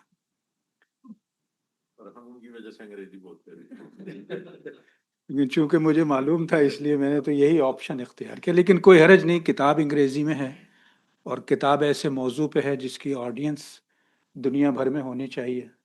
लिखने वाले भी ज़ाहिर है दुनिया के कई इलाकों से ताल्लुक़ रखते हैं, تو اس لیے اس میں کوئی حرج Which way of cleaning windows is safer, البتہ میں faster, and اور actually وجوہات gives کے better ساتھ ساتھ results? یہ One day, share I saw کروں my husband practically doing کہ آج ہم نے acrobatics trying چائنا to کے clean our رائزنگ second پہ floor اور windows. چائنا کا گلوبلائزیشن کے حوالے سے کردار جو ہے اس پہ بات کی ہے. مجھے ذاتی طور پہ چائنیز سے کافی رابطے کا موقع ملا ہے، اور میں گنتی تو چھوڑ دی ہے اب، لیکن کم از کم 40 دفعہ میں چائنا گیا ہوں مختلف کانفرنسز میں، اور بعض اوقات بہت اعلیٰ درجے کی کانفرنسز میں مجھے شرکت کا موقع ملا جس میں ہائیسٹ لیول پہ چائنیز لیڈرشپ بھی موجود تھی، یا سیکنڈ ہائیسٹ کہہ لیجیے. تو میں نے جس چیز کو ان کی ترقی میں ایک بڑا اہم عنصر پایا ہے وہ ان کا اپنی زبان اور اس کے ذریعے سے اپنے تہذیب سے جڑا رہنا ہے. وہ بنیادی طور پہ سوچتے چائنیز میں ہیں. وقت کے ساتھ اس میں کچھ تبدیلی ضرور آئی ہے، اور جس طرح ایک پوری دنیا بن گئی ہے کہ جس میں انگریزی کا غیر معمولی مقام ہے، اس سے نظر انداز نہیں کرنا چاہیے. اور میں ہمیشہ یہ کہتا ہوں کہ ہم پاکستانیوں کی بھی ایک اسٹرینتھ یہ ہے کہ ہم دنیا کے بہت سے ملکوں کے مقابلے میں ہمارے یہاں انگریزی بولنے کی صلاحیت زیادہ ہے. لیکن چائنیز کو جب میں دیکھتا ہوں تو ان کو جب یہ مسئلہ زیادہ محسوس ہونے لگا کہ کچھ لوگوں کو انگریزی آ گئی ہے، اور اس کے نتیجے میں جس طرح ہمارے یہاں بھی ہوتا ہے وہ پرائڈ فیل کرتے ہیں جن کو انگریزی آ گئی ہے وہ اس کو، یا یہ ہے کہ آپ کے ساتھ ملتے ہوئے کچھ مشق کرنے کی کوشش کرتے ہیں کہ غلط سلط ہی صحیح ہو جائے. تو پھر انہوں نے یہ انتظام کر لیا ہے کہ سڑک پہ چلنے والا ایک عام آدمی بھی اپنے انٹرنیٹ کے ذریعے سے جو انہوں نے ٹول بنا دیا ہے، تو کوئی ٹیکسی ڈرائیور ہو، کوئی دکاندار ہو، کوئی سیلز مین ہو، وہ کھٹا ایسے کرتا ہے اور اس کے سامنے پوری کمیونیکیشن جو ہے وہ بہت آسان ہو جاتی ہے. اس لیے یہ چائنیز سے سیکھنے انہوں نے بجائے اس کے کہ اس پہ کمپرومائز کرتے کہ انہیں اپنے معاشرے سے جیسے چینی زبان کو دوسرے درجے کی زبان بنا دینا ہے، انہوں نے یہ انتظام کر لیا کہ جس کو انگریزی نہیں آتی وہ بھی اس موبائل کی اپلیکیشن کے ذریعے سے ہر طرح کی کمیونیکیشن کر سکتا ہے. اور یہ صرف اس معاملے میں نہیں ہے، آپ کو معلوم ہے کہ چائنیز نے اپنے وے آف تھنکنگ، اپنے مائنڈ، آپ نے مائنڈ کنٹرول کی بات کی، وار تو یہی ہو رہی ہے نا، تو انہوں نے اس کا بھی انتظام کر لیا ہے کہ آپ کو گوگل سے بھی وہاں بینیفٹ نہیں کر سکتے آپ. انہوں نے اب یہ جو چیٹ جی پی ٹی آیا ہے تو انہوں نے فوراً اپنی طرف سے چیٹ جی پی ٹی لے آئے ہیں. یوٹیوب آپ کو وہاں اویلیبل نہیں ہوتا، آپ کو یعنی فیس بک کی جگہ انہوں نے کیو بنا کے اپنا انتظام کر لیا. اچھا، تو ظاہر ہے کہ بہت ساری چیزیں جو سو کالڈ لبرلزم اور جمہوریت کی وجہ سے ہم نے ہتھیار ڈالے ہوئے ہیں کہ نہیں یہ ہم تو نہیں کر سکتے، لیکن چائنیز نے اس کا انتظام کیا ہے کہ وہ اپنے ذہن سے سوچ سکیں. اور میرے خیال سے ان کی جو ٹریجیکٹری پہ اگر ہم نگاہ ڈالیں تو رائز کرنے میں ان کا یہ ایک بہت بڑا فیکٹر ہے. انفارچونیٹ بات یہ ہے کہ ہم ان سے اتنے قریب رہے ہیں لیکن ہم ان سے یہ سیکھنے میں کامیاب نہیں ہوئے ابھی تک. دوسری چیز یہ کہ آج سال کا سیکنڈ لاسٹ ڈے ہے، کل آخری دن ہوگا، اور جیسے ابھی یہاں کئی لوگوں نے کہا، ابن خلدون کا حوالہ دیتے ہوئے بھی کہا کہ یعنی دنیا میں آرڈر مسلسل تبدیل ہوتا رہتا ہے. اور آپ انٹرنیشنل آرڈر کی کیا، آپ ایک گھر کی بات کریں، ایک معاشرے کے گاؤں کی بات کریں، زندگی کے کسی میدان کی بات کریں، اس میں تبدیلی تو مسلسل آ رہی ہوتی ہے. اور یہ سال کا 31 دسمبر جب کل ہو جائے گا، سال کا آخری دن ہوگا، بظاہر ہم ایک نئے سال میں داخل ہو جائیں گے.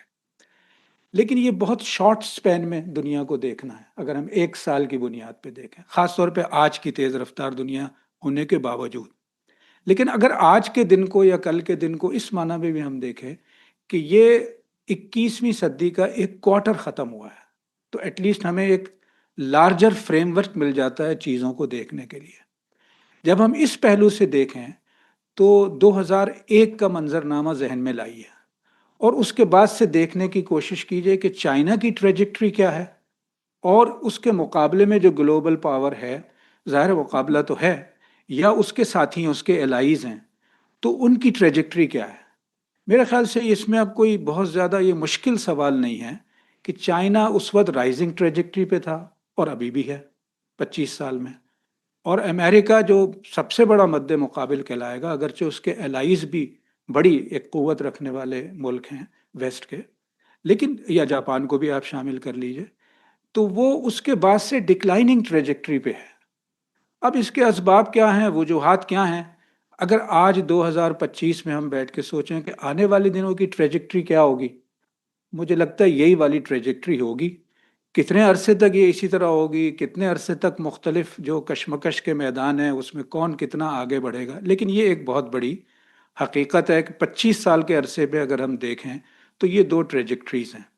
یعنی 2001 وہ تھا جب سب کا اتفاق تھا کہ ایک یونیلیٹرل دنیا بن گئی ہے، اور اس وقت امریکہ کے پاس یہ موقع تھا کہ وہ اس یونیلیٹرل دنیا میں بجائے اس کے کہ وہ فورس کی بنیاد پہ اپنی مرضی کی تبدیلیاں لانے کی کوشش کرے، وہ کوئی ایسا فارمولہ وضع کرے جس میں اوور آل ہیومینٹی آگے بڑھ سکے. تو یہ جو میں نے بات کی کہ چائنیز جو ہیں وہ اپنی زبان میں سوچتے ہیں، یہ ان کو اپنی تہذیب سے جوڑ دیتے ہیں.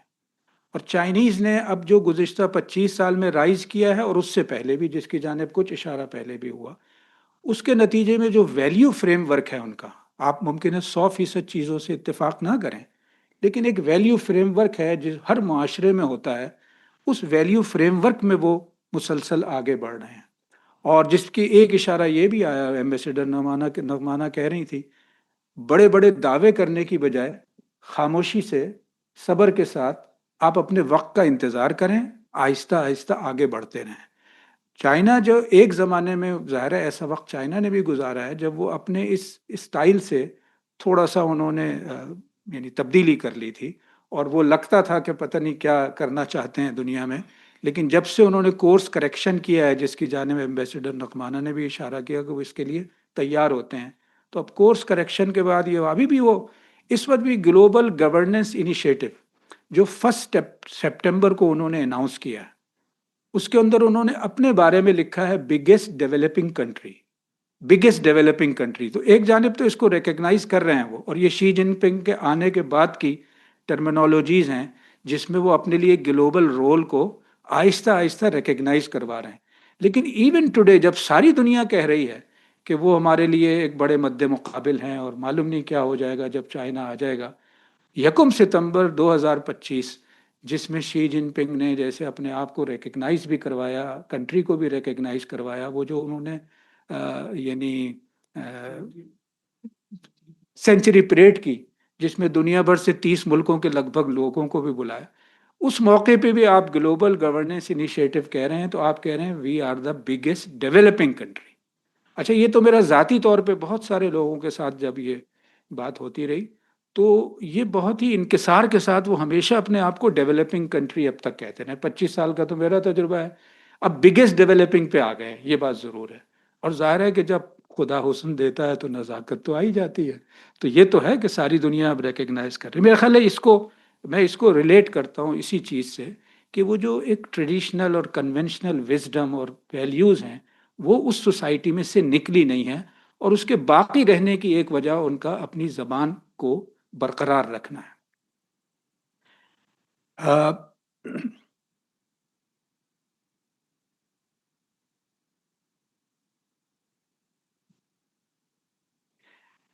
اچھا، ایک بڑی اہم بات میں اسی مرحلے پہ یہ بھی کہنا چاہوں گا، آپ نے نوٹ کیا ہوگا یہاں ذکر ہو گیا چائنیز گلوبل گورننس انیشیٹو کا بھی آ گیا ذکر، اس سے پہلے سیکیورٹی انیشیٹو، ڈیولپمنٹ انیشیٹو اور سویلائزیشنل انیشیٹو. کبھی غور کریں یہ انیشیٹو کا لفظ کیوں استعمال کر رہے ہیں؟ اس انیشیٹو میں بڑی اوپننیس ہے. شروع میں جب پہلا آیا BRI، belt and road initiative, آپ کو معلوم ہے شروع میں اس کا نام کیا تھا؟ اوبور، 1 بیلٹ 1 روڈ سے بھی پہلے کیا تھا؟ میری ٹائم سلک روڈ، اور سلک روڈ اکنامک بیلٹ اور میری ٹائم سلک روٹ، یہ نام تھے. اچھا، یہ آہستہ آہستہ تبدیل ہو کے 1 بیلٹ 1 روڈ ہو گیا. 1 بیلٹ 1 روڈ کے بعد اس کو اوبور ہی کہنے لگے 1 بیلٹ 1 روڈ، اور آخر میں یہ باقاعدہ فیصلہ کر کے اس کو BRI انہوں نے کر دیا.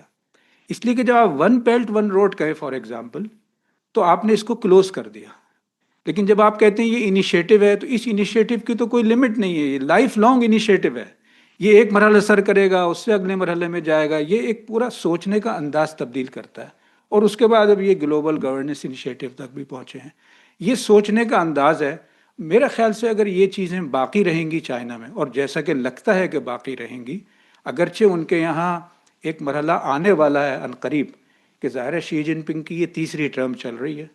اب کتنے دن اور چلیں گی یہ شی جن پنگ کی، یعنی یہ تیسری ٹرم میں بھی ابھی 2 سال باقی ہیں، غالباً تیسرا سال ہے یہ. تو اس کا مطلب یہ 2 سال تک تو بظاہر کوئی انہیں چیلنج نہیں ہے. لیکن چائنیز نے یہ بھی پروف کیا ہے کہ وہ اپنی یعنی آلٹرنیٹ لیڈرشپ کو مسلسل تیار کر رہے ہوتے ہیں. اس کے لیے انہوں نے ظاہر ہے جو بھی میکینزمز بنائے ہوئے ہیں. جھگڑے تو دنیا انسانوں کی دنیا ہے، دنیا کا کوئی حصہ ایسا نہیں ہے جہاں انسانوں کے درمیان کوئی کانفلکٹ نہ پیدا ہو. لیکن پھر ان کا سوچنے کا انداز یہ ہے، اور ابھی ریسنٹلی چند سالوں میں انہوں نے جو چیز ایک اور کی ہے کہ جب ہم اس طرح گلوبل ہو رہے ہیں، اور خاص طور پہ یہ بیلٹ BRI کے حوالے سے، تو ہم 150 ملکوں تک تو آپ کو معلوم ہے کہ وہ پہنچ گئے ہیں ملک اور یعنی اداروں میں. تو اس کے ساتھ انہوں نے پھر اس پہ بھی اب توجہ دی ہے کہ لیگل سسٹم جو کانفلکٹ ریزولوشن کے حوالے سے گلوبل لیول پہ جو بھی انسٹیٹیوشنز ہیں وہ جس پیراڈائم کے تحت چلتے ہیں وہ ہمارے لیے یوزفل نہیں ہے. ہمیں تو اپنی پیراڈائم میں، اور اس کے بعد انہوں نے جو چائنا کے اندر نظام بنایا ہوا تھا اب وہ اس کو آہستہ آہستہ گلوبل لیول پہ چاہ رہے ہیں ڈسپیوٹ ریزولوشن کے حوالے سے کہ اس سسٹم کے تحت چلیں جس میں آخری راستہ عدالت میں جانے کا ہے. اس سے پہلے جیسے ہمارے ہاں بھی ایک روایتی نظام جرگے کا رہا ہے، ساتھ بیٹھ کے مل کے حل کرو، سالس بنا لو، تو یہ سارا نظام وہ بنا رہے ہیں، اس کے لیے انسٹیٹیوشنز بھی بنا رہے ہیں. یہ ساری چیزیں کہنے کے ساتھ میں چاہوں گا کہ اس پہلو پہ بھی ہم غور کریں کہ یہ 25 سال کا جو میں نے بظاہر ایک نقشہ کھینچنے کی کوشش کی ہے، تو اس 25 سال میں کچھ ایسی تبدیلیاں آ گئی ہیں یا آ رہی ہیں جس کو سامنے رکھ کے ہی ہم فیوچر کا کوئی سیناریو جو ہے اس کو سمجھ بھی سکتے ہیں، اور اس میں پھر کون کس طرح پلے کرتا ہے وہ اس پہ انحصار ہوگا کہ آگے کیا ہوگا. تو مثلا پہلی چیز تو جس پہ یہاں کئی دفعہ بات ہو گئی ہے آج کہ یونی پولیرٹی کے مقابلے میں ملٹی پولیرٹی تو تقریباً اب یہ ایویڈنٹ ہے. اب اس کو کوئی اگر ڈینائی کرتا ہے کہ نہیں ہوگا تو میرے خیال سے یہ بہت انفارچونیٹ بات ہوگی، بالکل لکھا ہوا نظر آ رہا ہے. البتہ یہ تو نہیں ہے کہ ملٹی پولیرٹی میں سب کوئی برابر ہی ہوں گے، لیکن ملٹی پولیرٹی یہاں اس سینس میں بات ہے کہ دنیا کے معاملات کو چلانے میں جو بالکل US کی قیادت میں ویسٹرن کنٹریز کو یا ویسٹرن پیراڈائم کو ایک بالکل ان چیلنجیبل سی سچویشن مل گئی تھی، اس کے مقابلے میں اب ایسا نہیں ہوگا. اب چیلنجرز ہیں بھی، اور اب US وغیرہ کا یہ امتحان ہو گیا ہے جس کا ٹرمپ کی جانب سے جو انڈیکیشنز ہیں کہ یعنی آؤ مل کر کرتے ہیں، مل کر کھاتے ہیں ایسے کہیں آپ، کہ جس میں یعنی G20 کی بھی اہمیت نہیں ہے اور G7 اور G8 کی بھی اہمیت نہیں ہے. تو آخر میں تو یہ ہے کہ روس، چین اور امریکہ ہم تینوں مل کے بس G3 بنا لیتے ہیں. یہ ان سو مینی ورڈز بڑا کلیئرلی وہ کہہ چکے ہیں. مجھے نہیں لگتا کہ چائنا جو ہے وہ اس قسم کے کسی دھوکے میں آئے گا. ان کی جو اپنی سوچ کا انداز ہے اور جو اب تک انہوں نے اس میں کامیابیاں حاصل کی ہیں، تو آنے والے دنوں میں یہ اسی کے پاس زیادہ حیثیت ہوگی جو اپنی اس ون ون فلسفی کے تحت بھی وہ اس میں بات کرنا چاہے. دوسرا یہ ہے کہ یعنی ری الائنمنٹس اور بلاک فارمولیشنز، یہ اب ایک، اور ظاہر ہے اس میں بھی چائنا نے لیڈ لی ہے. برکس بنا لیا، ظاہر ہے چائنا کا اگرچہ 5 ملکوں نے بنایا مل کے، لیکن بلکہ پہلے تو برک بنایا تھا، پھر اس میں ساؤتھ افریقہ کو شامل کر کے ایک کانٹیننٹ کو شامل کیا پورا، کیونکہ پہلے جب برک کہتے تھے تو اس میں افریقہ موجود نہیں تھا. برکس کہہ کے اس میں انہوں نے ساؤتھ افریقہ کو شامل کیا، اور اب تو برکس کے میرے خیال ہے کو 15 ممبرز ہو گئے ہیں، اور آنے والے دنوں میں اور اپلیکینٹس بھی ہیں. شنگھائی کوآپریشن آرگنائزیشن ہے جو خود ایک بڑا ہو گیا. تو گلوبل لیول پہ، ریجنل لیول پہ اس نوعیت کے الائنسز، اور جب چائنا نے یہ کیا ہے تو ایک نیچرل جو بھی اس کے ایڈورسریز ہو سکتے ہیں انہوں نے بھی بلاکس بنانے میں اور الائنسز بنانے میں دلچسپی لی ہے. اب کون کتنا تیزی سے آگے بڑھتا ہے، بہرحال یہ ایک ٹرینڈ ہے جو ہمیں نظر آ رہا ہے. اچھا، پاپولزم اور نیشنلزم کا ایک پورا ٹرینڈ ہے جو آپ کو نظر آئے گا، خاص طور پہ یورپی ملکوں میں تو بہت ہو رہا ہے، اور آنے والے دنوں میں اگر یہ آگے بڑھے گا تو ان کی جو بحیثیت مجموعی ایک زیادہ قوت تھی وہ اور کم ہو جائے گی. اور اس کے مقابلے میں جو چائنیز ہیں، اگر اس کو اس وقت صرف اسی کانٹیکسٹ میں ہم سمجھنے کی کوشش کر رہے ہیں تو بظاہر انہیں اس قسم کا چیلنج درپیش نہیں ہے. ان کے لیے تو کمیونسٹ پارٹی آف چائنا ہے اور وہ اپنی جگہ پوری طرح سے انٹیکٹ ہے. اس میں اگر کچھ چھوٹا موٹا ہوتا ہوگا اس کو وہ ایڈریس کر لیتے ہیں، لیکن فی الحال کم از کم انہیں اس طرح کا چیلنج درپیش نہیں ہے. یہ بھی ذکر آ گیا میرے خیال سے، بہت صحیح آیا، اپنا ڈاکٹر فرد تاج بھی کہہ رہی تھی، یعنی نیو فارمز آف کنفلکٹ. اور وہ جو بیٹل فیلڈ کی لڑائی ہے، جنگ ہے، اب اس کے مقابلے میں یعنی یہ جو وار آف مائنڈس ہے، یہ جو پراکسی وارز ہیں، یہ جو ٹیکنالوجی کے ایریا میں ہے، سائبر وار ہے، یہ ساری نئی نئی اصطلاحات نہیں ہیں، پرانی چیزیں ہی ہیں. لیکن اب جس کو کہتے ہیں نا کہ اب معمول یہ بنتا جا رہا ہے، اور وہ بہت کم مواقع آئیں گے. یہ تو بہرحال پچھلے ورلڈ آرڈر میں بھی ہو گیا کہ بڑی طاقتوں کے درمیان کوئی باقاعدہ جنگ نہیں ہوئی، چھوٹے چھوٹے ملکوں میں پراکسی وارز ہوتی رہی ہیں. لیکن آنے والے دنوں میں یہ والا سلسلہ جو ہے اور آگے بڑھتا ہوا نظر آ رہا ہے. اچھا، خود یہ جو اسٹریٹجک کمپٹیشن ہے، اس میں بھی فوکس شفٹ ہو رہا ہے. اور اب یہ جو ریئر ارتھ منرلز کی بات ہو رہی ہے، ایمبیسیڈر نقبانہ نے پاکستان کے حوالے سے بھی اس میں الرٹ کیا اور وارن کیا. واٹر پہ ہوگی تو ڈیٹا کی ساورینٹی ہے. یہ نئے نئے ایک طرح سے شفٹ ہے کہ اسٹریٹجک کانفلکٹ میں کیسے آگے بڑھا جائے گا. اور بہت ساری باتیں ہو سکتی ہیں، لیکن میں چند میجر پوائنٹس آپ کے ساتھ شیئر کرنا چاہتا ہوں. جو سوشل لیول پہ شفٹس آئے ہیں اور آ رہے ہیں، آئندہ اسی کی ٹریجیکٹری لگ رہا ہے کہ ہوگی، وہ پورا ڈیجیٹل ریولوشن ہے جس نے نئے ٹولز پرووائڈ کیے ہیں. وہ ٹولز کے جس کے ذریعے سے کمیونیکیشن کے اور انٹریکشن کے اور اس کے نتیجے میں مائنڈ کنٹرول کے یا ایٹ لیسٹ مائنڈ کو انفلوئنس کرنے کے نئے نئے ٹولز آ گئے ہیں. تو یہ سلسلہ بظاہر اور تیزی سے ہی آگے بڑھتا ہوا لگ رہا ہے. اور اس میں پوری ایجوکیشن سے لے کے اویئرنیس سے لے کے کاؤنٹر نیریٹیوز کیسے بنائے جائے، یہ ساری چیزوں کے لیے جو جتنا کامیاب ہوگا. اور میں نے جیسے اشارہ کیا، چائنیز نے اپنی جگہ یہ انشور کیا ہے. وہاں پہ بھی لوگ وی پی این استعمال کر لیتے ہیں، وہاں رہتے ہوئے بھی آپ اگر چاہیں تو کوشش کر کے آپ باہر کی دنیا سے انٹریکٹ کر سکتے ہیں. لیکن 1 ارب 30 کروڑ کی آبادی میں انہوں نے یہ مینیج کیا ہے کہ اچھا اتنے پرسنٹ ہوں گے تو ہوتے رہیں، باقی کو وہ وہی جو بتانا چاہتے ہیں وہ اس کو بتائیں. اب یہ ایک اچھا ہے یا برا، یہ علیحدہ بحث ہے، لیکن اس کے نتیجے میں وہ اندر سے بھی انٹیکٹ ہوں گے اور دنیا کو وہ جو بتانا چاہتے ہیں وہی وہ بتا رہے ہوں گے. ایک چیز البتہ میں جو چائنا کے حوالے سے محسوس ہوتا ہے کہ اس میں معلوم نہیں وہ کیسے اس کو مینیج کریں گے. یہ جو انہوں نے اپنے یہاں پاپولیشن کو چیک کرنے کی کوشش کی، اور یہ چیک کرنے کے لیے انہوں نے ایک بچے کی پابندی لگا دی کہ اس سے زیادہ نہیں ہوگا. 30 سال انہوں نے اس پہ عمل کیا، 30 سال سے بھی کچھ زیادہ، اور اب انہوں نے ایک سے زیادہ کی اجازت دے دی. لیکن اب لوگوں کی عادت خراب ہو گئی ہے، اب وہ نہیں مانتے. اور میں ذاتی طور پہ میں نے بہت سارے لوگوں سے انٹریکٹ کرتے ہوئے یہ پوچھا کہ اب تو پابندی ہٹ گئی ہے تو تمہارا کیا ارادہ ہے. تو وہ کہتے ہیں بھئی ایک کو افورڈ کرنا مشکل ہوتا ہے، دو کیسے افورڈ کریں گے.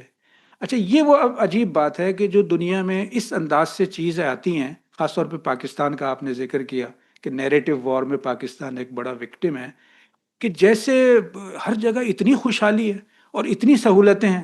لیکن میں آپ کو بالکل ذاتی تجربہ بتا رہا ہوں، اور وہ کسی سڑک پہ چلنے والے کسی وینڈر سے میں نے نہیں پوچھا. یہ تو یونیورسٹیوں کے پروفیسرز ہیں، یونیورسٹیوں میں پڑھانے والے لوگ ہیں، جن کے معاشی طور پہ آپ تنگ دست نہیں کہیں گے. بلکہ ایک کیس تو مجھے یاد آتا ہے، وہ ٹیلی ویژن پہ بھی بہت مقبول ہے اور پروگرام کرتا ہے، دنیا بھر میں کانفرنسز میں جاتا ہے اور یونیورسٹی میں پروفیسر ہے. اس نے کہا بھئی ایک سنبھالنا مشکل ہوتا ہے، تعلیم اتنی مہنگی ہے، یہ مسئلہ اتنا، رہائش اتنی مہنگی ہے. تو یہ بھی ایک پہلو ہے، لیکن اس وقت ہم اس پہ بات نہیں کر رہے. تو چائنا جو ہے، یعنی گلوبل ساؤتھ جو ہے، وہ بائی اینڈ لارج اس میں یوتھ کی پاپولیشن زیادہ ہے. اکا دکا کنٹریز کو آپ چھوڑ دیں. اور اس کے مقابلے میں جو ڈیولپڈ کنٹریز ہیں اس میں آپ کو معلوم ہے کہ ایجنگ کا پرابلم بڑھتا چلا جا رہا ہے، اور یہ آگے ٹریجیکٹری ایسی ہی رہنی ہے. تو اس لیے اگر شارٹ ٹرم میں آپ دیکھیں، سال 2 سال 3 سال 4 سال 5 سال، اس میں تو کوئی خاص فرق نہیں پڑے گا. لیکن کیا آج سے 20 25 30 سال کے بعد بھی یہ فرق جو ہے اس کی کوئی اہمیت نہیں ہوگی کہ ایک علاقے میں صرف بوڑھے لوگ ہیں یا بہت بڑی تعداد میں بوڑھے ہیں اور باقی لوگ جو ہیں وہ یعنی کام کرنے والے لوگ کم ہیں. اس کے باوجود کہ روبوٹکس کا بھی بڑا رواج ہو جائے گا سب کو. یہ اپنی جگہ سوچنے کا سوال ہے. میرا خیال ہے چائنیز کے لیے بھی ایک میٹر آف کنسرن ہے کہ وہ ایک کے بعد دوسرا اقدام کر رہے ہیں، لیکن لوگوں کے رویے ابھی کم از کم تبدیل کرنے میں کامیاب نہیں ہیں. اکنامک سائڈ پہ اگر آپ دیکھیں تو گروئنگ ان ایکویلٹی وہ آپ کو نظر آئے گا کہ ود ان سوسائٹیز بھی اور گلوبل لیول پہ بھی نظر آ رہی ہے. اور روز ہم دیکھتے ہیں کہ اب کسی زمانے میں یہ جو فوربس والے ہیں یہ کوئی 1000 لوگوں کی فہرست نکالتے تھے، پھر انہوں نے اس کو کم کیا 100 لوگوں کی، پھر 10 لوگوں کی، اور اب جو فگر ہے کہ جو 10 لوگ ہیں وہ ان کی دولت کتنی ہے، یہ ٹاپ کے لوگ ہیں، تو وہ بھی کسی زمانے میں کوئی میرا خیال ہے ملینز میں ہوا کرتی تھی تعداد، پھر بلینز میں ہوئی اور اب ٹریلینز میں آنے لگی ہے. اور اس کے مقابلے میں آپ دیکھیں کہ کتنے لوگ جو ہیں وہ باٹم لیول پہ ہیں، تو وہ تعداد مسلسل بڑھتی چلی جا رہی ہے. یہ ساری دنیا کا حال ہو گیا ہے، اور اس کی وجہ وہ پورا سسٹم ہے کہ جس سسٹم کے تحت یہ کیپٹلزم کے تحت دنیا رن کر رہی ہے. اور اگر کیپٹلزم کے یہ جو ظاہر چیمپئنز ہیں اگر ان کا رول کم ہوگا تو آنے والی دنیا جو ہے وہ نسبتاً بہتر ہوگی. ختم تو شاید ابھی ان کا نہیں ہوگا.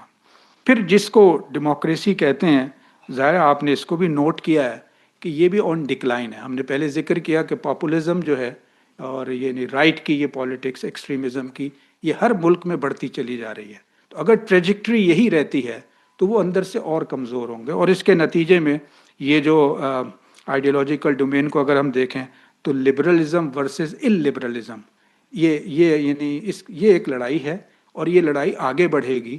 اور اگر چائنا کا رول بڑھتا ہے تو ظاہر ہے کہ اس کے نتیجے میں کچھ نئی ویلیوز، کچھ نئی ایک طرح سے انیشیٹو سامنے آ رہے ہوں گے. یہ ہمارا موضوع نہیں تھا، یعنی اس پہ آنے سے پہلے، بلکہ آخری بات کے طور پہ میں نے اس پہلو سے بھی سوچنا شروع کیا کہ اس کے نتیجے میں، اور اس میں ایک چیپٹر بھی ہے آپ کا جو تھنک ٹینکس کے بارے میں. آپ نے چائنیز تھنک ٹینکس تین چائنیز تھنک ٹینکس لیے ہیں، اور پھر لیٹن امریکہ کے آپ نے کچھ تھنک ٹینکس لیے ہیں. وہ میں نے پورا پڑھا، باقی پوری کتاب میں تو ظاہر جستہ جستہ چیزیں پڑھی ہیں، لیکن وہ ایک میں نے خاص طور پہ پڑھا. اسی طرح وہ پاکستان والا بھی پڑھا، اس پہ بھی میں ایک فقرے کمنٹ کے طور پہ کہنا چاہوں گا. تو حقیقت یہ ہے، اور ہم خود بھی ایک تھنک ٹینک ہیں، تو یہ بھی ایک پورا میدان ہے جس میں آنے والی دنیا میں بہت تبدیلی آنے جا رہی ہے. پھر یہ اشارہ ہو گیا ہے فاسٹ فلو، تو یہ جو تبدیلی آ رہی ہے یعنی تھنک ٹینکس کے رول میں، اور وہ ظاہر ہے کہ ذہنوں کو تبدیل کرنے پہ بھی اثر انداز ہوگا، اسکالرشپ پہ بھی اثر انداز ہوگا کہ آڈینس شفٹ ہو رہی ہے. اب سے پہلے تک آپ ایک ایلیٹ گروپ جو پالیسی کی دنیا سے متعلق ہو، آپ اس کو ایڈریس کرنے کے لیے چیزیں تیار کرتے تھے، لیکن اب آپ کو ایک پبلک انگیجمنٹ کی ضرورت پیش آ رہی ہے. اور جو تھنک ٹینک یہ نہیں کر سکے گا، ہم بھی ذرا اس میں بھی پیچھے ہیں، لیکن جو تھنک ٹینک یہ نہیں کر سکے گا اس کا پالیسی کی دنیا میں رول جو ہے وہ کم از کم ہوتا چلا جائے گا. تو یہ خود ایک بڑا چیلنج بھی ہے اور ایک اپرچونٹی بھی ہے. تو یہ ایک پبلک انگیجمنٹ اور آؤٹ ریچ کی طرف جانا پڑے گا. تو جو فاسٹ فلو آف انفارمیشن ہے، پھر انفارمیشن کے ساتھ کاؤنٹر انفارمیشن ہے، پھر اس کے ساتھ مس اور ڈس انفارمیشن ہے، یہ سارے کے سارے میدان ہیں جو کام کرنے کے ہیں. اور فاسٹ فلو کا مطلب یہ کہ آپ کا رسپانس بھی جتنا فاسٹ ہوگا تو آپ دراصل اس میں پارٹیسپیٹ کر سکیں گے. انفلوئنس کرنا تو دور کی بات ہے، لیکن خود پارٹیسپیشن بھی انیویٹیبل ہے کہ آپ ٹائملی دے رہے ہوں اور زیادہ کوالٹیٹیولی دے رہے ہوں. اسی کے نتیجے میں خود جو یعنی انفلوئنسرز جو بھی کہلانے لگے ہیں، ابھی تو ٹرم بن گئی ہے انفلوئنسرز کی، لیکن ہم پالیسی کی دنیا کی بات کر رہے ہیں. اس میں ایک نوعیت کی نیٹ ورکنگ کہ جس کے ذریعے سے آپ پالیسی ڈیبیٹ کو ڈرائیو کر سکتے ہو، یہ سوچنے کا عنوان ہوگا. یونیورسٹیز کا بھی یہی رول ہے کہ وہ محض اس ایجنڈے کو جو پاپولر ایجنڈا بن گیا ہے اس کے مقابلے میں ایک کریٹو اور ایک انڈیجنس اس کو ایجنڈے کو لے کے چلیں. یہ بھی اسی کا ایک سمجھیے ڈائمنشن ہے کہ کسی زمانے میں تھنک ٹینکس میں یہ کافی تھا کہ ایک پبلک ریلیشنز آفیسر ہے یا ایک میڈیا کمیونیکیشن کے لیے ایک بندہ موجود ہے. اب یہ ہے کہ پوری آرگنائزیشن کی اس میں کیپیسٹی بلڈ کرنے کی ضرورت ہے، اور جو یہ کرے گا وہ زیادہ اچھی طرح سے اس کو انفلوئنس کر سکے گا. اور اس اعتبار سے یہ ناگزیر ہوگا کہ آپ بہت کیئرفلی ایک طرح سے ٹرسٹ اپنے اوپر ڈیولپ کرنے میں کامیاب ہوں کہ جو چیز آپ دے رہے ہیں وہ ایویڈنس بیسڈ ہے، وہ ڈیٹا ڈریون ہے، اس کے اندر اتنی جان ہے کہ اس کو کوئی آسانی سے کاؤنٹر نہ کر سکے، اور جو آپ کہہ رہے ہیں اسے قبول کیا جا سکے. اور ایک بہت بڑا ہجوم ہے جو اس نئی ٹیکنالوجی کے نتیجے میں ٹارگٹ کا آڈینس کا ایک حصہ ہے. اس ہجوم میں سے جینونلی اگر آپ کی طرف لوگ متوجہ ہوں گے تو وہ دراصل اس ٹرسٹ کی وجہ سے ہوں گے کہ آپ کی طرف سے کوالٹی کا کام آ رہا ہے. آپ کی طرف سے جو کام آ رہا ہے اس کو کوئی نگیٹ نہیں کر سکتا. یہ ہمارا موضوع نہیں ہے کہ غزہ کے معاملے میں ہم کوئی اس وقت ڈیبیٹ کریں، بلکہ میرا خیال ہے کہ ہمارے ساتھی سوچیں گے کہ اب یہ ایک ایسا جو ایمبیسیڈر نغمانہ نے اشارہ کیا کہ اگر چائنا اور امریکہ میں سے کسی ایک کی سائڈ لینی ہو تو ہمیں محتاط رہنا چاہیے. میرے خیال سے اس میں کوئی شبہ نہیں ہے کہ ہمیں محتاط رہنا چاہیے. اور یہ بھی اعتماد کرنا چاہیے، مجھے تو لگتا ہے اپنی قومی اسپرٹ پہ اعتماد کرنا چاہیے کہ اگر ابھی تک یہ نہیں ہو سکا مسئلہ حل تو کوئی ریزسٹنس ہوگی نہ کہیں پہ. ہم لوگ آج کل ایک اس کرائسس کا شکار ہیں ایز اے نیشن. میں یہ نہیں کہتا کہ کسی قسم کا کوئی خدشہ نہیں ہے، لیکن ایک کرائسس یہ ہے کہ اپنے اوپر سے اعتماد ختم ہوا ہے. ماضی میں بہت سارے ایسے دھوکے ہوئے ہیں جس کی وجہ سے ہمارے یہاں اپنے اوپر اعتماد مشکل ہو جاتا ہے. لیکن یہ سوچنے کی بات ہے نا کہ اگر ملک کا نائب وزیر اعظم اور وزیر خارجہ 6 دفعہ کہہ چکا ہے کہ ہم غزہ میں اس لیے فوج نہیں بھیجیں گے، لیکن اس کے باوجود ہمارا دل دھڑکتا رہتا ہے کہ کہیں بھیج ہی نہ دیں. اچھا، ظاہر ہے کہ یہ تو ایک سیاست ہے، انٹرنیشنل پالیٹکس ہے، اس کے اندر بہت سارے فیکٹرز ہیں. ہمیں اپنا اعتماد بحال کرنا چاہیے، لیکن بلائنڈ فیتھ کسی پہ نہیں کرنا چاہیے. یہ وہ اپروچ ہے جس کو ہم بڑھائیں. اور ظاہر ہے اس کی ایک وجہ ہماری اندرونی سیاست اور اس میں موجود پولرائزیشن بھی ہے کہ اگر وہ پولرائزیشن اس طرح رہے گا تو ہمارے یہاں یہ اس قسم کے مسائل پیدا ہوتے رہیں گے. تو جناب بہت بہت شکریہ. میرا خیال ہے باتیں تو ظاہر اور بہت ساری ہو سکتی ہیں، لیکن نیا سال شروع ہونے والا ہے، انشاءاللہ آگے باتیں نئے سال میں کریں گے. ڈاکٹر فرحت تاج آپ کا بہت شکریہ. ڈاکٹر فرحت تاج جو ہیں یہ ناروے سے تو آئی ہیں، لیکن یہ IPS کی مستقل ایسوسیٹ ہیں، اور یہ ہر سال دسمبر میں جب یہ چھٹیاں ہوتی ہیں تو آتی ہیں. ابھی ہم ان کے ساتھ اور بھی استفادہ کرنا چاہیں گے. اور ڈاکٹر منظور آفریدی، آپ بہت عرصے کے بعد ہمارے یہاں آئے ہیں. اس میں آپ کا قصور بھی شاید ہوگا، لیکن ہمارا قصور بھی ہے. اور اسی طرح سے آدم سعود صاحب آئے تو بہت کم ہے، لیکن آن لائن یہ ہمیں ہمیشہ اویلیبل ہو جاتے ہیں. تو بہت شکریہ، بہت شکریہ جناب.